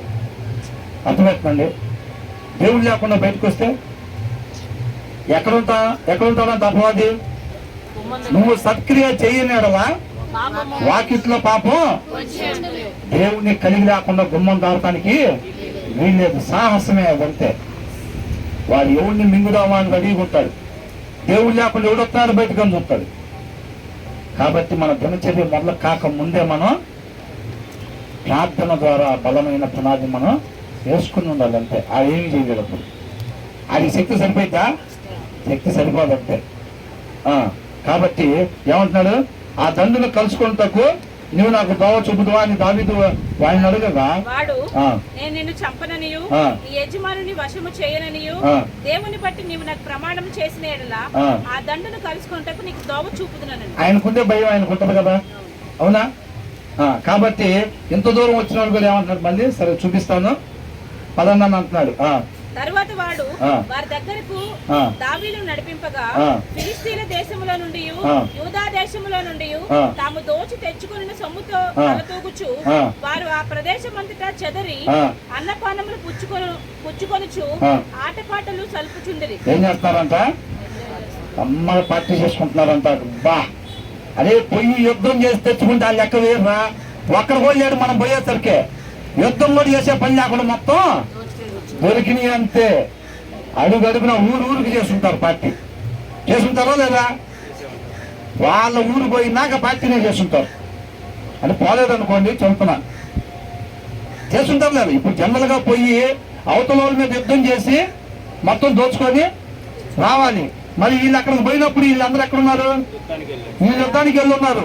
కాబట్టి యుద్ధం చేయలేని ఆడవాళ్ళు ఆస్తులు మొత్తం రెడీగా ఉన్నాయి అన్నమాట.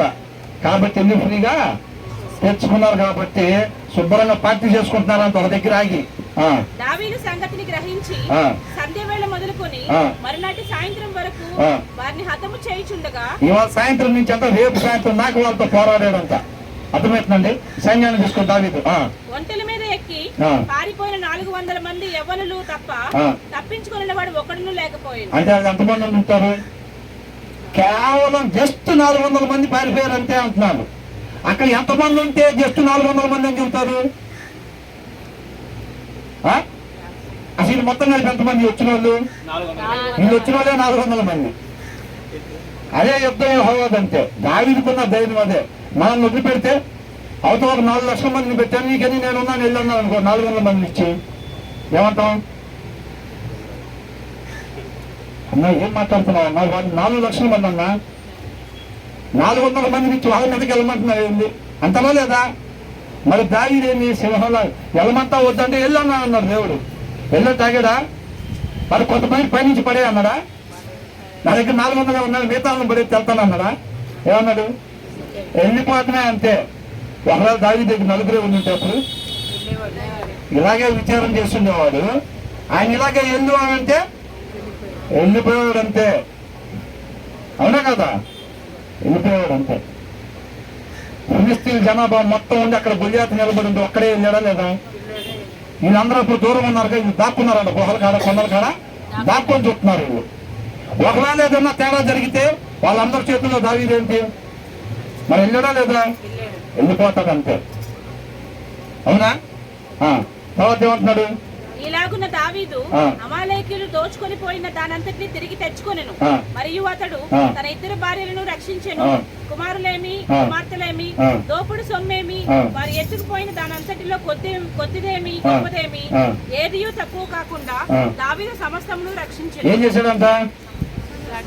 మొత్తాన్ని పోయింది కూడా మొత్తం తెచ్చుకున్నాడు. వాళ్ళందరినీ కూడా హత్యం చేసేసి 400 మంది మాత్రం పారిపోయారంట. పౌరస్తులు ఒంట్ల మీదకి పారిపోయారు. వాళ్ళు కాకుండా మిగతా వాళ్ళందరినీ కూడా చంపేసి మొత్తాన్ని వెనక్కి తెచ్చుకున్నాడు. మరియు దావీదు అమాలేకీయుల గొర్రెలన్నిటిని గొడ్లన్నిటిని పట్టుకొనెను. మరి సౌలు కూడా విచారణ చేశాడుగా. అవునా? అచ్చగా నేను ఫోన్ చేస్తే ఎత్తుతాడు అన్నట్టుగా ఏమన్నాడు? దేవుడి దగ్గర విచారణ చేస్తున్నాడు, చేశాడు. దేవుడు మాట్లాడాడా? అంతేనా కదా? కొంతమంది అంతే, నాకు ఆయన తెలిసి ఏం చేసి ఎప్పుడు ఫ్రెండ్స్ అంటారు, ఫోన్ చెప్తాను, ఫోన్ ఎత్తేది ఉండదు. ఈయన కూడా ఏమంటాడు? దేవుడు ఈయన తోడుకున్నాడు, దేవుడు నీకు కూడా తోడుకుంది కాక ఈ వెనకాల ఉన్న వాడికి కూడా ఆశీర్వాదం వచ్చింది అంటా ఉంటాడు. ఈయనకేముంది? దేవుడు తోడుకున్నాడు. సరే మీరందరూ ఏం కంగారు పడపాకుండా తొందండి, నేను దేవుడిని అడుగుతాను ఫ్రెండ్, నేను ఫోన్ చెప్తే ఎమ్మకి ఎత్తుతాడు. ఎత్తడమే కాకుండా ఆయన సైన్యాన్ని కూడా మనకి పంపిస్తారన్నట్టుగా ఏం చేశాడంట? విచారణ చేశాడంట. దేవుడు ఏం మాట్లాడలేదు. సరే ఎత్తగా కనుక్కునేదాన్ని సమూయేలుతో మాట్లాడాలని సమూయేలు చెప్పిన పని ఆయన నాకేం చెప్పలేదు, కానీ ఆయన చేస్తున్న పని అయితే మాత్రం ఆయన ఏదైతే నా ద్వారా అప్పుడు చెప్పాడో అదే ఈ దినాన్ని జరిగిస్తా ఉన్నాడు. నువ్వు అమాలేకీయుల దగ్గర చేయమన్న పని చేయలేదు కాబట్టి అదే ఇవాళ చేస్తున్నాడు. దేవుడు చెప్పిన పనే చేస్తున్నాడు అని చెప్పాడు. ఆ మాట రేపు ఈ టయానికల్లే నువ్వు నీ పిల్లలు నాతో పాటు ఉంటానన్నాడు. అవునా? ఆ మాట వినగానే ఏమైంది? ఏమనుకున్నాడు? అమ్మా అసలు దేవుడు నాకు తోడుగా ఉన్నాడు అనుకున్నా, అయితే లేదు అన్నాడు. ఎక్కడ ఏమన్నా డౌట్ వచ్చిందా మీకు?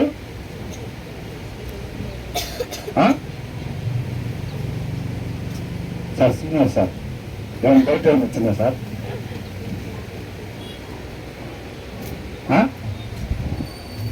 ఎప్పుడు వచ్చేలాగానే ప్లేట్లు రోజు చూస్తున్నందుకు ఇవాళ కొత్తగా వచ్చినట్టుగా. రేపు ఈ టయానికల్లే నాతో పాటు ఉంటానని చెప్పారు కదా. మరి వీళ్ళేమో 3 దినాలు అట్నుంచే ప్రయాణం చేసి వచ్చారంట. మరి యువతలు చూస్తేనేమో మళ్ళీ ఇలా తర్వాతానికి ఎమ్మడబడి ఇదంతా జరిగింది. మరి రేపు ఈ టయానికల్లే నాతో పాటు ఉంటారని దేవుడు చెప్పాడు అంటున్నాడు కదా. అవునా? మరి ఏమైంది? మీరే చెప్పాలి. ఇప్పుడు అర్థమైందా? ప్రశ్న అర్థమైందా? సౌలుతో సమూయేలు ఏం చెప్పాడు? రేపు ఈ టయానికి నువ్వు నీ కుమారులు నాతో పాటు ఉంటారు అన్నాడు. అంటే ఈయన ఎక్కడున్నాడు? బతుకున్నాడు, చచ్చిపోయాడా? చచ్చిపోయాడు. అవునా? మరి రేపు ఈ టయానికి నువ్వు మీ పిల్లలు నాతో పాటు ఉంటారన్నాడు. ఆ మాట అనగా నేను కుప్పగొట్టిపోయాడు అన్న. అవునా కదా? మరి ఒక్కరోజు జరగలేదా? మరి ఒక్కరోజు జరిగితే ఎవరన్నా కుప్పగొట్టిపోయినట్టుందా? ఉన్నా లేదా? రాపిలేదా? సౌలు ఎట్లా చచ్చిపోయాడో తెలుసా లేదా? తెలుసంటే రాపించుంటారు ఎక్కడో దగ్గర. అని ఒక్కదేమో జరగలేదా? జరిగిందా? అసలు నాకు టెన్షన్ పడుతుంది. చెప్పండి నేను తొందరగా చదువుతుంది. నేను తెలిసి దాచిపెట్టట్లేదు కదా. సరే తర్వాత ముందుకెళ్దాం. ఇవి దావీదునకు మరియు దావీదు అమాలేకీయుల గొర్రెలన్నిటిని పట్టుకొనెను. ఈ ఎవరి అంట? ఈ గొర్రెల కొట్లు ఎవరి అంట? అమాలేకు వాళ్ళే. ఇలా మొత్తం తెచ్చుకున్నారు. ఓకే, ఇలా మొత్తం తెచ్చుకున్నారు. అవి కాకుండా వాళ్ళే కూడా తీసుకొచ్చారంట. అంత దూరం పోయినారు. మనం ఓట్లు వేస్తారా? ఇవి దావీదునకు దోపుడు సొమ్మని. ఎవరికంత? మామూలు భక్తులే వీళ్ళు. సక్సెస్ వచ్చింది కదా. అవునా? సక్సెస్ వచ్చింది కాబట్టి దావీదు గొర్రెలు ఇలా వీళ్ళు తీసుకున్నారు ఆల్రెడీ. ఇలా భార్యని, ఇలా పిల్లల్ని, ఇలా ఆస్తి మొత్తాన్ని తీసుకున్నారు. దోపుడు సొమ్ము కూడా ఎక్స్ట్రాగా తీసుకున్నారు. ఈ మాత్రం దావీదు. ఇందాక రాళ్ళతో కూడా చంపుదాం అనుకుంది ఎవరిని? మామూలు భక్తులు కాదు, ఎవరన్నట్టుగా వీళ్ళు ఏం భక్తులు అంట? చెడ్డ భక్తులు అంట. అవునా? సక్సెస్ వస్తే రే మన దావీదు రా, ఫెయిల్యూర్ వస్తే దావీదు వల్లే ఇది మొత్తం. చూసారు అసలు ఎంతలో అసలు ఎట్టున్నారో చూడండి. ఈ ముందున్న నాయకుడు ఎట్టున్నాడు, వెనకున్న వాళ్ళు ఎట్టున్నారు? వెనకున్న వాళ్ళు ఏమో లోకస్తుల్లాగా ఉన్నారు. అవునా? ఆ ముందున్న ఆయన దేవుళ్ళలో నాటబడి ఉన్నాడు. ఆయన మనం ఎట్లా ఉన్నది? అవకాశాన్ని బట్టి పక్కన వాళ్ళు, ఇంటి పక్కన వాళ్ళు ఏమన్నా తినడానికి ఇస్తే గిన్నెలో తీసుకొచ్చి మక్కే బిర్యానీ వాసన వచ్చింది అయినా గిన్నె మన ఇంటికి రాలేదంటే మనకు తెలియదు అసలు. ఏంటంట పక్కన ఎవరండి? ఎవరు మనకు తెలియదండి అసలు. బిర్యానీ వాసన వచ్చింది, గిన్నె రాలేదు కాబట్టి ఎవరు మనకి తెలియదంతే. ఒకవేళ గిన్నె వస్తే మక్కేనండి. అందరికి పంచింది. నా లక్షణాలే దిగిపోయినాయి యాస్టిగా. ఏంటంట నీ లక్షణం ఏందో గిన్నె రాకపోతే తెలిసేది. అవునా? జనాల మధ్యలో మనం ఎంత చేస్తాం ఆయన దగ్గర? ఆయనకి సమస్త గిన్నె రాకపోయి ఉంటే నువ్వేం చేసేదాన్ని ఆయనకి తెలుసు. దాన్ని బట్టి మనం నడిపిస్తాడు ఆయన. అర్థమైందండి? మన ఆలోచన అంతా మనకు రాకముందే ఆయనకి 139 దావీదు కీర్తనలో చెప్పాడు కదా, ఆయన శక్తి సామర్థ్యాలు ఏంటో చెప్పాడుగా. మన ఎంత వారం ఆయన కాడ మన తెలివితేటలు చూపిద్దామని చెప్తాం మనం. అవునా? అయినా సరే ఆయన ఏం చెప్తాడు? ఎట్ట కనిపిస్తామంటారు ఆయనకి? అసలు మనం ఎట్ట కనిపిస్తాం? నా తెలివితేటలు ఇంత అని ఆయన చెప్పాడా లేదా? మన తెలివితేటలు ఎంత చూపించడానికి కూడా లేదు. అవి తీసుకొని ఆయన మీద చూపెడతాను పోతా. ఆయనకి ఎట్ట అనిపించిందో పాప. అవునా? ఆయన మనల్ని ప్రేమిస్తూ ఉంటాడు. మన యాసాలు మనం అంతే కదా. ఏమంటున్నాడు? ఈ గొర్రెలు ఇవన్నీ అంతా దావీదునకు దోపుడు సొమ్మని జనులు ముందుగా తోలేరంట. ఆయన దగ్గర గుడ్ ఇంప్రెషన్ తెచ్చుకుంటా. అయ్యి ఒకవేళ వెనకాల తోలితే ఏమన్నా అనుకో, ఏంద్రా నా వాటిని వెనకాల తోలుకొస్తున్నాడు అంటాడేమో అని చెప్పి ముందంతా ఆయన ఆటలు తోలుతున్నారంట. మామూలు యాక్టర్స్ కాదు ఇది అసలు. అలసట చేత దావీదును వెంబడించలేక బేసోరు వాగు దగ్గర నిలిచిన 200 మంది 200 మంది రాదాక అక్కడ ఆగిపోయారు. ఒక దగ్గర ఆ దగ్గరికి వచ్చారు. ఈ వెనకాల ఎన్ని తీసుకుని ఆ దగ్గరికి వచ్చారంట. దావీదు ఇంకా ఇప్పటికే అర్థమైపోతుంది మనకు దావీదు ఏంటన్నది. ఈయన దేవుళ్ళలో నాటబడి ఉండేవాడు కాబట్టి ఈయన ఏం చేస్తున్నాడు? దావీదు వెంబడించలేక బేసోరు వాగు దగ్గర నిలిచిన 200 మంది యొద్దకు దావీదు పోగా వారు దావీదును అతని యొద్దనున్న జనులను బయలుదేరి వచ్చింది. దావీదు ఈ జనుల ఎద్దుకు వచ్చి వారి క్షేమం అడుగగా యోగక్షేమం అడగగా ఏం చేశాడంట? ఆయన అంతేనండి బాబు. ఇంకా ఆయనలో నుంచి ఆ దెబ్బ వేరేది రాదంతే. మేలు చేయటం తప్ప కీడు చేయటం తెలియదు. దేవుడిని పోలి జీవించేవాడు. అర్థమవుతుందండి? వాళ్ళు వచ్చారా రాలేదా? మీరు రాలేదు కదరా, చూసావా మొత్తం తెచ్చాం, మేము రాకపోయినా మేము తీసుకొస్తాం, ఇవన్నీ చెప్పాడా? అదే మనకు దొరికితే నువ్వు అక్కడ నుంచో 10 డైలాగులు ఉన్నాయి ఇక్కడ చెప్పాల్సినవి అంటాం. 10 ఉన్నాయి చెప్పిన తర్వాతే మనం కలుసుకునేది. మళ్ళీ పెద్ద పీతానికి అవకాశం వచ్చిద్దో రాదో అని అనుకుంటాం. ఏమంటున్నాడు? యోగక్షేమం అని అడిగి ఎలా ఉన్నారు? ఇందాక అసలు నడవలేకపోయారు కదా, పర్వాలేదా? వాడు ఎట్లున్నాడు? ఏదో నాన్న పర్వాలేదని అట్లా అడుగుంటాడేమో. అవన్నీ రాపిలేదులే కానీ అట్లా అడిగాడు అంతే. ఈయన గుణ లక్షణం అది కాబట్టి. వెనకాల ఇంకో బ్యాచ్ ఉన్నారు కదా, కోర్టు బ్యాచ్. పరిస్థితిని బట్టి ఆత్మీయ కోర్టు వేసుకోవటం, లేకపోతే మిగతా దాడా కొంతమంది పిండికల్లంగా బైబిల్ అల్మర్లో పెట్టి ఆత్మీయ కోర్టు తీసి అక్కడ తగిలేస్తారు అంతే. ఇక అప్పుడు ఎవరు ఇల్లు లోకస్తులేక ఏమాత్రం తగ్గేది లేదు ఇంకా అన్నట్టుంటారు. ఈ వెనకాల బ్యాచ్ అంటున్నారు అన్నమాట. వీళ్ళు ఏమంటున్నారు? దావీదుతో కూడా వెళ్ళిన వారిలో దుర్మార్గులను ఎవరితో పాటు వెళ్ళిన వాళ్ళంట ఆ 400 మందిలో అంట కొంతమంది పెద్ద పెద్ద వాళ్ళు ఉన్నారంట. ఎవరు? దుర్మార్గులను. బైబుల్లో వాళ్ళ గురించి ఏమని రాపించారు చూసారండి? ఎంత మంచి సాక్ష్యాన్ని వాళ్ళు తెచ్చుకున్నారు చూడండి. పరిశుద్ధాత్మ దేవుడి దగ్గర వాళ్ళు ఎంత గొప్ప సాక్ష్యాన్ని నిలబెట్టుకున్నారంట. వాళ్ళు దుర్మార్గులంతా పనికి మాలిన వారిని రాపిచ్చారండి వాళ్ళ జీవితంలో. పనికి మాలిన వారిని కొందరు వీరు మనతో కూడా రాక నిలిచింది కనుక తమ భార్యలను పిల్లలను తప్ప మనకు మరలా వచ్చిన దోపుడు సొమ్ములో మనమేమీ వీరికి ఇయ్యము. తమ భార్య పిల్లలను వారు తీసుకొని పోనివచ్చు అనేది. ఏమని చెప్పారంటే వెనకాల బ్యాచ్ వాళ్ళలో కొంతమంది ఉన్నారంట. అందరు కాదు, విశ్వాసంలో కూడా కొంతమంది కోటి బ్యాచ్ ఉంటారు కదా. కొంతమంది నిజమైన విశ్వాసులు ఉంటారు. ఇష్టపడి నిజంగా దావీదులాగా నేను మేలు మాత్రమే చేసేవాడిగా ఉండాలి, నీలో మాత్రమే నేను నాటుబడి ఉండాలి ప్రభువా అని కొంతమంది ఇష్టపడి ఆశపడే వాళ్ళు ఉంటారు. ఆశపడ్డ ప్రాణాన్ని దేవుడు తృప్తిపరుస్తాడు. కొంతమంది కోటి బ్యాచ్ కూడా ఉంటారు. వాళ్ళ గురించి కూడా దేవుడికి తెలుసు. వీళ్ళేమంటున్నారు, రాళ్ళతో దొబ్బుదాం అనుకుంటారు. అవకాశం వస్తే లేదు, సక్సెస్ వచ్చే లాస్ట్ వీళ్ళకి వచ్చిందనుకో వీళ్ళేం చేస్తారు తెలుసా, వీళ్ళతో పాటు వచ్చి బయలుదేరి వచ్చారా లేదా వాళ్ళకంతా నీరసం నడవగలిగి వీళ్ళతో పాటు వచ్చి యుద్ధం చేసేవాళ్ళుగా నడవలేక వాళ్ళు ఆగిపోయారు. అట్లాంటి వాళ్ళ మీద జాలి తెలుసా లేదా? వీళ్ళేమంటున్నారు, వాళ్ళ భార్య పిల్లల బతికి వాళ్ళకేమి మిగతా దేవాల గీతానికి వీల్లేదు. అంత మంచి స్వభావం కలిగిన వాళ్ళు కాబట్టి పెద్ద పెద్ద బిరుదులు ఇచ్చారు. ఏంటంట, పనికి మాలిన వాళ్ళను దుర్మార్గులంట. అంతంటి బిరుదులు మార్పు కావాలన్న వాళ్ళు ఎవరు ఉన్నారా?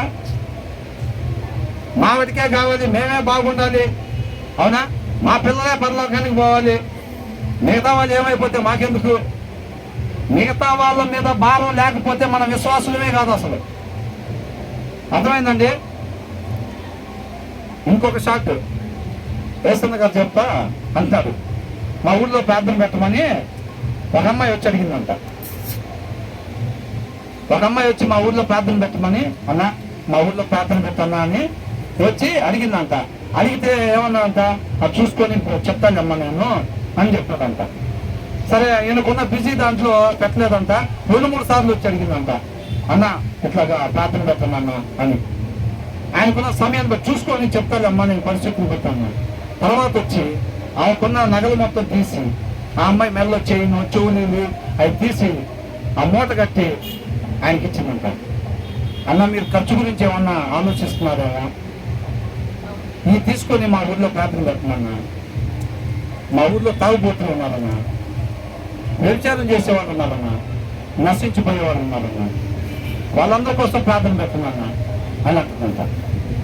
ఈ అమ్మాయి అంతా దారిలో పోతుంటే వాళ్ళందరూ అంటున్నారంట, ముసల్దాన్లాగా తయారయ్యింది, చెవులకాయ తీసేసి ఆ బొట్టు తీసేసి నువ్వు నీ అవతారం ఏంది ముసల్దాన్లాగా తయారయ్యి అంటున్నారంట. ఆ అమ్మాయి వయసు ఇంటర్మీడియట్ ఫస్ట్ ఇయర్ అంట. అమ్మాయి దగ్గర సమర్పణ బట్టి, దేవుడి ప్రేరేపణ బట్టి, అధిక అలంకారం లోకస్తులాగా లేకుండా తగు మాత్రంగా వెళ్తుంటేనంట ముసల్దాన్లాగా తయారయ్యేది నువ్వు నీ అవతారం, నీకు అసలు పెళ్ళి అయిద్దా ఈ ఊళ్ళో అన్నారంట. అట్లా అంటున్నారన్నా. వాళ్ళందరూ నశించిపోతారన్నా. వాళ్ళ కోసం ప్రార్థన పెట్టినన్నా అంటున్నా. వాళ్ళ మీద భారం మనకు లేకపోతే మనం విశ్వాసులమే కాదండి. అది నిజమైన విశ్వాసం కాదు, నిజమైన ప్రేమ ఎంత మాత్రం కాదు. బయట మన పుట్టినరోజు ఎట్లా చేసుకుంటున్నాం దేవుడికి మహిమ. మా పుట్టినరోజు అయితే పేద పడుతుంది. మిగతా వాళ్ళ పరిస్థితి అట్లా లేని వాళ్ళ పరిస్థితి, వాళ్ళ పట్ల భారం లేదా? నీ సహోదరుడు గురించి నీకు ఎక్కడ అడుగుతాను అంటున్నాడు. హేబేలు గురించి కయ్యని అడిగాడు లేదా? అడిగాడు. రేపు వాళ్ళ గురించి మనల్ని అడిగితే కయ్యలా చూద్దామా? నేనేమన్నా కాపలానే వాళ్ళకి. నన్ను అడుగు, నా భర్త గురించి, నా భార్య గురించి అడుగు, నా తల్లిదండ్రుల గురించి అడుగు, నా పిల్లల గురించి అడుగు. వాళ్ళ గురించి నన్ను అడుగుతావు ఏం దేవా అని చూద్దామా? కయ్యని అదేగా చెప్పింది హేబేలు గురించి. కయ్యని అంగీకరించాడా? రేపు ఆ మాట చెబితే మనల్ని అంగీకరిస్తాడా దేవుడు? ఎవరు వాళ్ళందరూ? మన సహోదరి, మన సహోదరులు అంతే. వాళ్ళందరి కోసం ప్రాణం పెట్టాడు ఆయన. ఆయన కృపను బట్టి నిన్ను నన్ను ఎన్నుకుంది వాళ్ళ కోసం కూడా. అర్థమవుతుందండి? వాళ్ళు అనేక మంది రక్షించబడాల్సిన వాళ్ళు ఉన్నారు. ఎవరు చెప్పాలండి వాళ్ళకి సువార్త? ఎవరు చూపించాలండి వాళ్ళకి వెలుగు? ఎవరు పంచాలి వాళ్ళకి సారం? మనలో పంచుతుంది ఎందుకు? మన కోసం. నీకు కావాల్సినంత ఇస్తే చాలు. నీ జగ్గు నిండా ఎందుకు నింపుతున్నాడు ఆయన? మిగతా ఖాళీ గ్లాసుల్లో అది మనం తెలుసుకోవాలి. అర్థమైందండి? ఆ భారం మనకు లేకపోతే కాదు. వాళ్ళ దూరం ఉండాలిరా, వాళ్ళతో సావాసం చేయకూడదురా. అర్థమవుతుందా? మన చుట్టూ ఇన్ని అరాచకాలు అందుకే జరుగుతున్నాయి. వాళ్ళ దగ్గర సువార్త వెళ్ళకపోవటం వల్లే జరుగుతున్నాయి. కంఫర్ట్ భక్తులు మనం చేసుకోవటం వల్ల కంఫర్ట్ భక్తి, ఇబ్బంది ఉండకూడదు. అర్థమవుతుందండి? కంఫర్ట్ భక్తి కాదండి. గీత దాటి సముద్రాలు దాటి వచ్చారు పరిచయం చేయడానికి మిషనరీలు. మనం మాత్రం మన సౌకర్యమైన భక్తి. అర్థమవుతుందండి? ఆ తర్వాత ఏమంటున్నారు? వీళ్ళంతా వాళ్ళకి ఏమాత్రం కూడా దోపుడు తొమ్మిది ఇవ్వడానికి వీళ్ళేదంటున్నారంట. తర్వాత అందుకు దావీదు వారితో ఇట్లా నేను నా సహోదరులారా వీళ్ళు ఏమంటున్నారండి? వీళ్ళకి ఇచ్చిన బిరుదును బట్టే పిలిచాడా? పనికి మారులారా, దుర్మార్గులారా అని అంటున్నాడా? ఏమంటున్నాడు? నా సహోదరులారా. వాళ్ళు ఎంత అంటోళ్ళు అయినప్పటికీ కూడా సహోదరులుగానే భావిస్తున్నారు. నా సహోదరులారా, యెహోవా మనల్ని కాపాడి. ఎవరంతా కాపాడి? వీళ్ళ ఉద్దేశం ఏంటంటే, మేము పోయి ఆడ యుద్ధం చేసి మొత్తం గంటి తిప్పి తీసుకొచ్చాం. అక్కడ కత్తి తిప్పి మా కత్తి తిప్పటంలో ఉన్న సామర్థ్యాన్ని బట్టి వచ్చింది ఆస్తి అంతా అని అనుకుంటున్నారు వీళ్ళు. ఆయనలో నాటబడి ఉన్నవాడు చెబుతున్నాడు నిజం. ఏంటంట? యెహోవా మనల్ని కాపాడి. ఎక్కడి నుంచి వచ్చిందంత ఆస్తి? ఎక్కడి నుంచి వచ్చారంటే వీళ్ళ భార్య వెనక్కి, ఎక్కడి నుంచి వచ్చారంటే వీళ్ళ పిల్లలు వెనక్కి, అక్కడి నుంచి వచ్చారు. ఎక్కడ ఆగిపోయిన వీళ్ళు యుద్ధానికి పోయిన మనం ఇద్దరం ఒకటే, ఏమీ చేయగలిగిన వాళ్ళు కాదు. అది తెలుసుకోండి అని అంటున్నాడు. తన జీవితం ద్వారా క్రీస్తుని కనపరుస్తూ ఉన్నాడు, దేవుణ్ణి కనపరుస్తున్నాడు అండి. అవునా? ఇన్నిసార్లు కనపరుస్తున్నారు కదా, అవతల వాళ్ళు అయితే ఈ పాటికి మార్పు జనాలుగా. అవునా కదా? ఆ తర్వాత ఏమన్నారు? అయిపోయింది అండి. యెహోవా మనల్ని కాపాడి మన మీదకు వచ్చిన ఈ దండును మనకు అప్పగించి. ఎవరు అప్పగించారంట?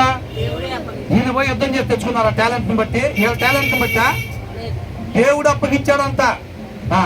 ఆయన ఇద్దామని అనుకుంటే మన 400 మంది కూడా అదే చెరువు కాడ ఆగిపోయినా సరే ఆయన ఇచ్చేవాడు అంతే. తుఫాన్ రప్పించైనా వాళ్ళందరూ కొట్టుకొని రావటమా, లేకపోతే అక్కడ వదిలిపెట్టే చాలా దవనాలు పోవటమా దేవుడు చేయగలిగిన సమర్థుడు అంతే. ఆయన ఇచ్చాడు మనకి. ఆయన నీకు నాకైనా కృపను బట్టి ఎట్లా ఇచ్చాడు? 8ంటికి వచ్చిన వాళ్ళకి మధ్యాహ్నం 3 గంటలకు వచ్చిన కూడా ఆయనకి దానికి ఇష్టపడుతున్నాడు ఆయన. అందరం బాగుండాలి. అవునా? అది ఆయన లక్షణం, ఆయన కోరుకునే విధానం. అందరి కోసం ఇచ్చాడు ఎంత సమృద్ధి. నీకు నాకు సాలిన దానికంటే ఎక్కువ ఎందుకు ఇచ్చాడు ఆయన? అక్కడ ఆగిపోయిన వాళ్ళు కూడా ఇవ్వండి ఇచ్చాడు. అర్థమైందండి? ఆయనతో సహవాసం కలిగి ఉంటే ఆయన గుణ లక్షణాలు మనకు అర్థమవుతాయి. ఆ సహవాసంలో బైబిల్ చదవకపోతే ఏమీ లేదు. యేసుక్రీస్తు అంటే మాకు తెలుసండి అని అంటారు తప్ప తెలిసినట్లు కాదు. ఏమంటున్నాడు? మన మీదకి వచ్చిన ఈ దండను మనకు అప్పగించి మనకు దయచేసిన దాని విషయంలో మీరు ఇలాగ చేయకూడదు. ఏమంటున్నాడు? మీరు ఇలాగా చేయకూడదు. మీరు చెప్పినది ఎవరు ఒప్పుకుంటారు? యుద్ధమునకు పోయిన వాని భాగమెంతో సామాన్యులతో నిలిచిన వాని భాగము అంతే. అంతేనా కదా? ఇప్పుడు యుద్ధం చేసే వాళ్ళకి ఆయుధాలు సప్లై చేసే దగ్గర ఉంటారు కదా, ఒక్కొక్కరు సప్లై చేస్తారు. వాళ్ళకు కూడా అంతే ఇస్తారా లేదా? ఇస్తారు కదా. మరి వాళ్ళు ఎందుకు మీరు అట్లా ఇవ్వద్దని అంటున్నారు అని అంటున్నాడు. అంతే అని వాడుక మాట. అందరూ సమముగానే పాలు పంచుకొందురు కదా. కావున నాటి నుండి నేటి వరకు దావీదు ఇశ్రాయేలులో అట్టి పంపకము కట్టడగాను న్యాయ విధిగాను ఏర్పరిచి నియమించెను. అంటే ఇప్పుడు గవర్నమెంట్ వాళ్ళు ఒక జీవో పాస్ చేస్తారు చూసారా? ఎవరైనా అది చేయాల్సిందే అనేది ఒక జీవో. అది గవర్నమెంట్ జీవో కింద దావీదు ఆ పంపకాన్ని ఇంకా ఎవరైనా సరే ఇవాళ నేనున్నాను ఇట్లా చేస్తున్నారు, రేపు ఆ ప్రదేశంలో నేను లేకపోతే మీ ఇష్టం వచ్చినట్టు పంచుకోవడానికి ఏమాత్రం కూడా వీల్లేదు.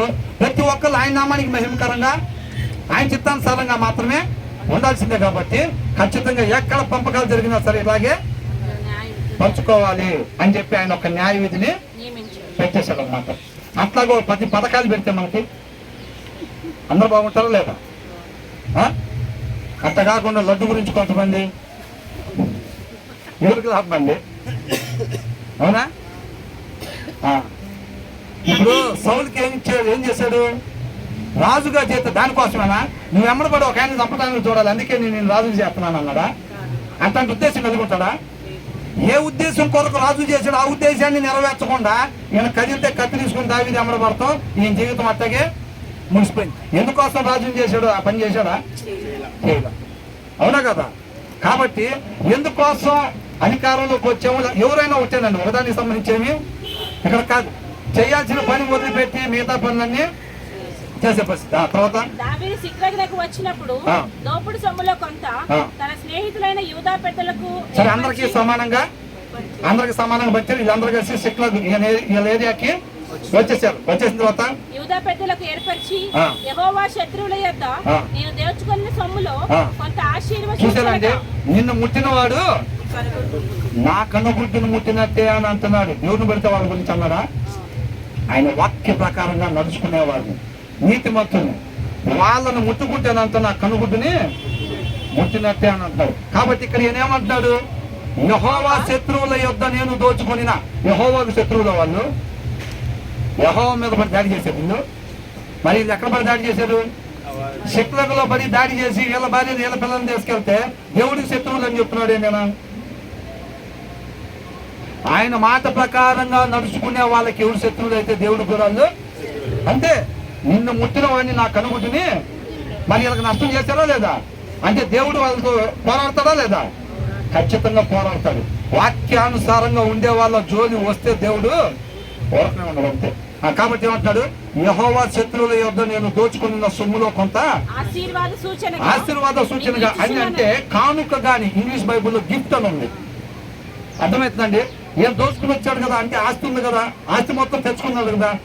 ఉంటే యెహోవా తరపున యుద్ధాలు చేయటమైన పని, లేకపోతే ఉన్నాయి దానాలు చేయటం. అర్థమవుతుందండి? ఖాళీగా ఉన్నాడు. ఆ చుట్టుపక్కల ఎవరెవరైతే అల్పులు ఉన్నారో లిస్టు తెప్పించుకున్నాడు. అదే ఉంది 3 వచనాల్లో అదే ఉంది.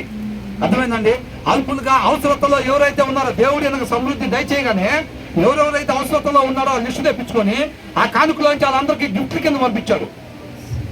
అర్థమైందండి? ఈయనకా ప్లేస్ లేదా దాచుకోవడానికి? పాడైపోతాయా? మరి ఎందుకు ఇచ్చాడంటారు? ఏం చూపెట్టుంది? పునాదులు కలిగిన పట్నం వైపు ఉంది. 4 రోజులు ఉండిపోయేదానికాడ 4 అంతస్తులు కడదామని எனக்கு ఆలోచన లేదు. దేవుళ్ళు అంత కట్టబడి ఉంటే వచ్చే నిరీక్షణ అది. అర్థమవుతుందండి? సమయాన్ని సద్వినియోగం చేసుకుంటారంతే. వచ్చాడో లేదో స్టార్ట్ చేశాడు, మళ్ళీ అమ్మటి అకౌంట్లో వేసుకుంటాం. ఏంటి అక్కడ నువ్వు ధనాన్ని దాచుకున్నట్టే అని అంటున్నాడు. ఆయన పని చేయటం దేవుడి దగ్గర మార్పులు కొట్టేయటం. అవునా? అదే పని వచ్చి ఊరుకున్నాడా? రెస్ట్ తీసుకున్నాడా? బా అడిపోయి పరిగెత్తుకుంటూ వెళ్ళాడు యుద్ధానికైనా వాళ్ళు వద్దన్నారు. మళ్ళీ పోయి ఇట్టొచ్చాడు. దగ్గర రెస్ట్ తీసుకుని 4 పూట్ల చక్కలేదన్నా కావాల్సిన వండుకొని తిని అట్లా అనుకున్నాడా? రావటమేనంట. ఎవరెవరు అయితే అవసరతలో ఉన్నారో వాళ్ళు లిస్టు తెప్పించమన్నారు. అంటే దారిలోనే చెప్పుకుంటాడు బహుశా, నేను చాలా తీసుకుని వస్తున్నాను, అక్కడ ఎవరెవరికైతే కావాలో వాళ్ళందరినీ లిస్టు సమకూర్చి పెట్టండి, వాళ్ళందరికి నేను రేపు దాకా ఉంటానో లేదో ఇవాళ సాయంత్రానికి వెళ్ళే మొత్తానికి ఎవరేమంటారు తెలుసా? టిఫిన్ తీసుకొస్తారా? ఈయన పెడతలే మొదలు పెట్టారో లేదో వాళ్ళ కూడా ఇవ్వండి, బయట వాళ్ళకి ఏమంటారు? బయట వాళ్ళకి కూడా ఇవ్వండి, వాళ్ళ కూడా ఇవ్వండి అని అంట. ఎక్కడ ముందు మనం నిర్ణయాన్ని కదా అని అంట. అది నాకున్న విశ్వాస పరిమాణం. అవునా? అన్న మందే ఉందన్న ఇప్పుడేం తినచ్చు. అవునా? సూర్యుడు ఇనే ఉంటాడు ఈ మాటలు. అవునా? మందే ఉందన్న ఎప్పుడైనా తినొచ్చు. తింటా లేకపోతే ఒక పూట తింటాం అంతే. వాళ్ళ పెట్టాలన్నా వదలకూడదన్నా, సమయం సద్వినియోగం చేసుకోవాలి, నేర్చుకోవాలన్నా. ఆ వెనకాల మాట ఉండదులే కానీ దేవుడు బతుకుతాడు. ఆ వెనకాల మాట నాతో ఏమని? ఊరకనే పంపిలా నేను అక్కడికి, ఊరకనే పంపిలా నేను అక్కడ ముద్దులో కూర్చోబాక, నేర్చుకుంటా ఉండు పక్కన వాళ్ళ దగ్గర. అర్థమవుతుందండి? అందుకే పంపించేది. నాకు తెలుసు దేవుడు నాతో మాట్లాడుతూ ఉంటాడు నిత్యం. ఆయన కృపను బట్టే పంపించాడు నన్ను ఇక్కడికి, మీ అందరి దగ్గరికి, అనేక విషయాలు మీ దగ్గర నేర్చుకోవడానికి. కాబట్టి ఇక్కడ ఏం చేశాడు? యెహోవా శత్రువుల యొద్ద నేను దోచుకున్న సొమ్ములో కొంత ఆశీర్వాద సూచనగా మీకు ఇచ్చుచున్నానని చెప్పి వారికి పంపించాడంట. వాళ్ళకి పెద్దోళ్ళకి బేతేలులోను దక్షిణ రామోతులోను ఎవరెవరు పంపించాడు చూడండి. ఇంకా యాతీరులోను అరోయేరులోను షిమ్మోతులోను ఎస్తేములోను రాకాలులోను ఎరహ్మేయేలీయుల గ్రామములోను కెనేయుల గ్రామములోను హోర్మోలోను కొరోషానులోను ఆతాకులోను హెబ్రోనులోను దావీదును అతని జనులను సంచరించిన సంచరించిన స్థలములన్నిటిలోను పెద్దలకు అంటే పెద్ద వయసు వాళ్ళు ఉన్నారు చూసారండి. చక్కగా ఎవరికైతే అవసరతలో ఉన్నారో వాళ్ళందరికంటే ఏం చేశారంట? దావీదు పంపించాడంట. అవునండి? అమ్మయ్య అని ఎంతమంది అనుకున్నారు?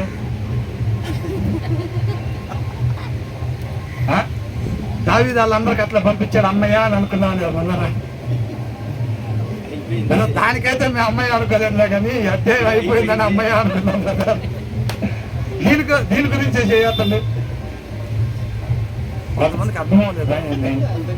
అధ్యాయం అయిపోయింది కానీ అమ్మయ్య అనుకుంటున్నారా? అవునా? దావీదు గురించి మనం తెలుసుకుంటామా? దేవుడు కృపను బట్టి దావీదుని మనం ముందు పెట్టి ఎట్లా నేర్పిస్తున్నాడండి. మనలో సరి చేసుకోవాల్సింది ఏ రీతిగా మనం ఉండాలి, ఏ రీతిగా ఉంటే ఆయన నామానికి కీ కాదు, మాత్రమే మహిమ. మాత్రమేలో చాలా బలం ఉంటుంది. ఆయనకి మహిమ, ఆయనకి కూడా మహిమ కాదు, ఆయనకి మాత్రమే మహిమ. ఆ రీతిగా ఉండమని మనందరూ కూడా ఎన్నుకున్నాడు. అంటే మనం అందరం ఎవరంట? లైట్ల కింద దేవుడు మనల్ని ఎన్నుకున్నాడు. అందుకనే మనలో ఆ కాంతిని నింపుతున్నాడు. చీపిరిగా వాడబడతాం గొప్ప ధన్యత ఆయన పరిచర్యలో. అవునా? మన అలాంటిది లైట్లు లాగా ఆయన మనల్ని ఉంచాడు. మన కాంతిని ప్రకాశింపజేద్దామా వద్దా? చేద్దామా? ఎంతమంది దావీదులాగా దేవుణ్ణి పోలి జీవించాలని అనుకుంటున్నారు? హృదయపూర్వకంగా ఉన్న వాళ్ళు ఎత్తండి, చేయకపోయినా ఏం లేదు. హృదయపూర్వకంగా నేను నిజంగా దావీదులాగా దేవుణ్ణి పోలి నేను జీవించాలి, దేవుణ్ణి మాత్రమే నేను మహిమపరచాలి. దావీదు జీవితం అంతటితో మిగిలిపోయినా ఏముందండి? అంతటితో అయిపోయినా ఏముంది? అవునా? ఇంకొక క్షణం ఇస్తే ఇంకొద్దిగా నిన్నంతా చూసారు బ్రదర్ ఏమని ఏసన్న గారు అన్నారంట చివరి దినాల్లో, ఇంకొక అవకాశం నాకు వస్తే మళ్ళీ ఒకసారి ఒక కుంపు ఊపుతాను అన్నాడు అన్నది. అర్థమైందండి? మళ్ళీ ఒక కుంపు ఊపుతా మొత్తాన్ని అన్నారు. ఇంకా అనేక ఆత్మల్ని నేను రక్షించాను. వెళ్ళే ప్రతి ఒక్కరికి ఎంత బాధ ఉంటుంది. అక్కడ పోయిన వాళ్ళు ఏడవటం కాదండి, అంతటి వాళ్ళ దగ్గరికి పోయిన వాళ్ళు మనం ఏడవటం కాదు, వాళ్ళే ఏడ్చుకుంటూ పోతారు. ఎందుకని? ఇంకా అనేక మంది ఉన్నారు, ఇంకా మారకుండా ఇంకా అనేక మంది ఉన్నారు. వాళ్ళకి ఆ బాధ అసలు లోపల దహించగ్నిలాగా మండుతూ ఉంటుందండి వాళ్ళకి. అందుకే వాళ్ళు ఒకసారి ఊరకున్నారు. అవునా? మనం ఊరుకున్నామా లేకపోతే మనం కూడా అట్లా దహించగ్నిలాగా మండుదామా? నిజంగా ఎంతమంది ఓకే ఆశపడుతున్నారా? ఆశపడ్డ ప్రతి ప్రాణాన్ని దేవుడు తప్పక తృప్తిపరుస్తాడు. దేవుడికి మహిమ కలుగును గాక.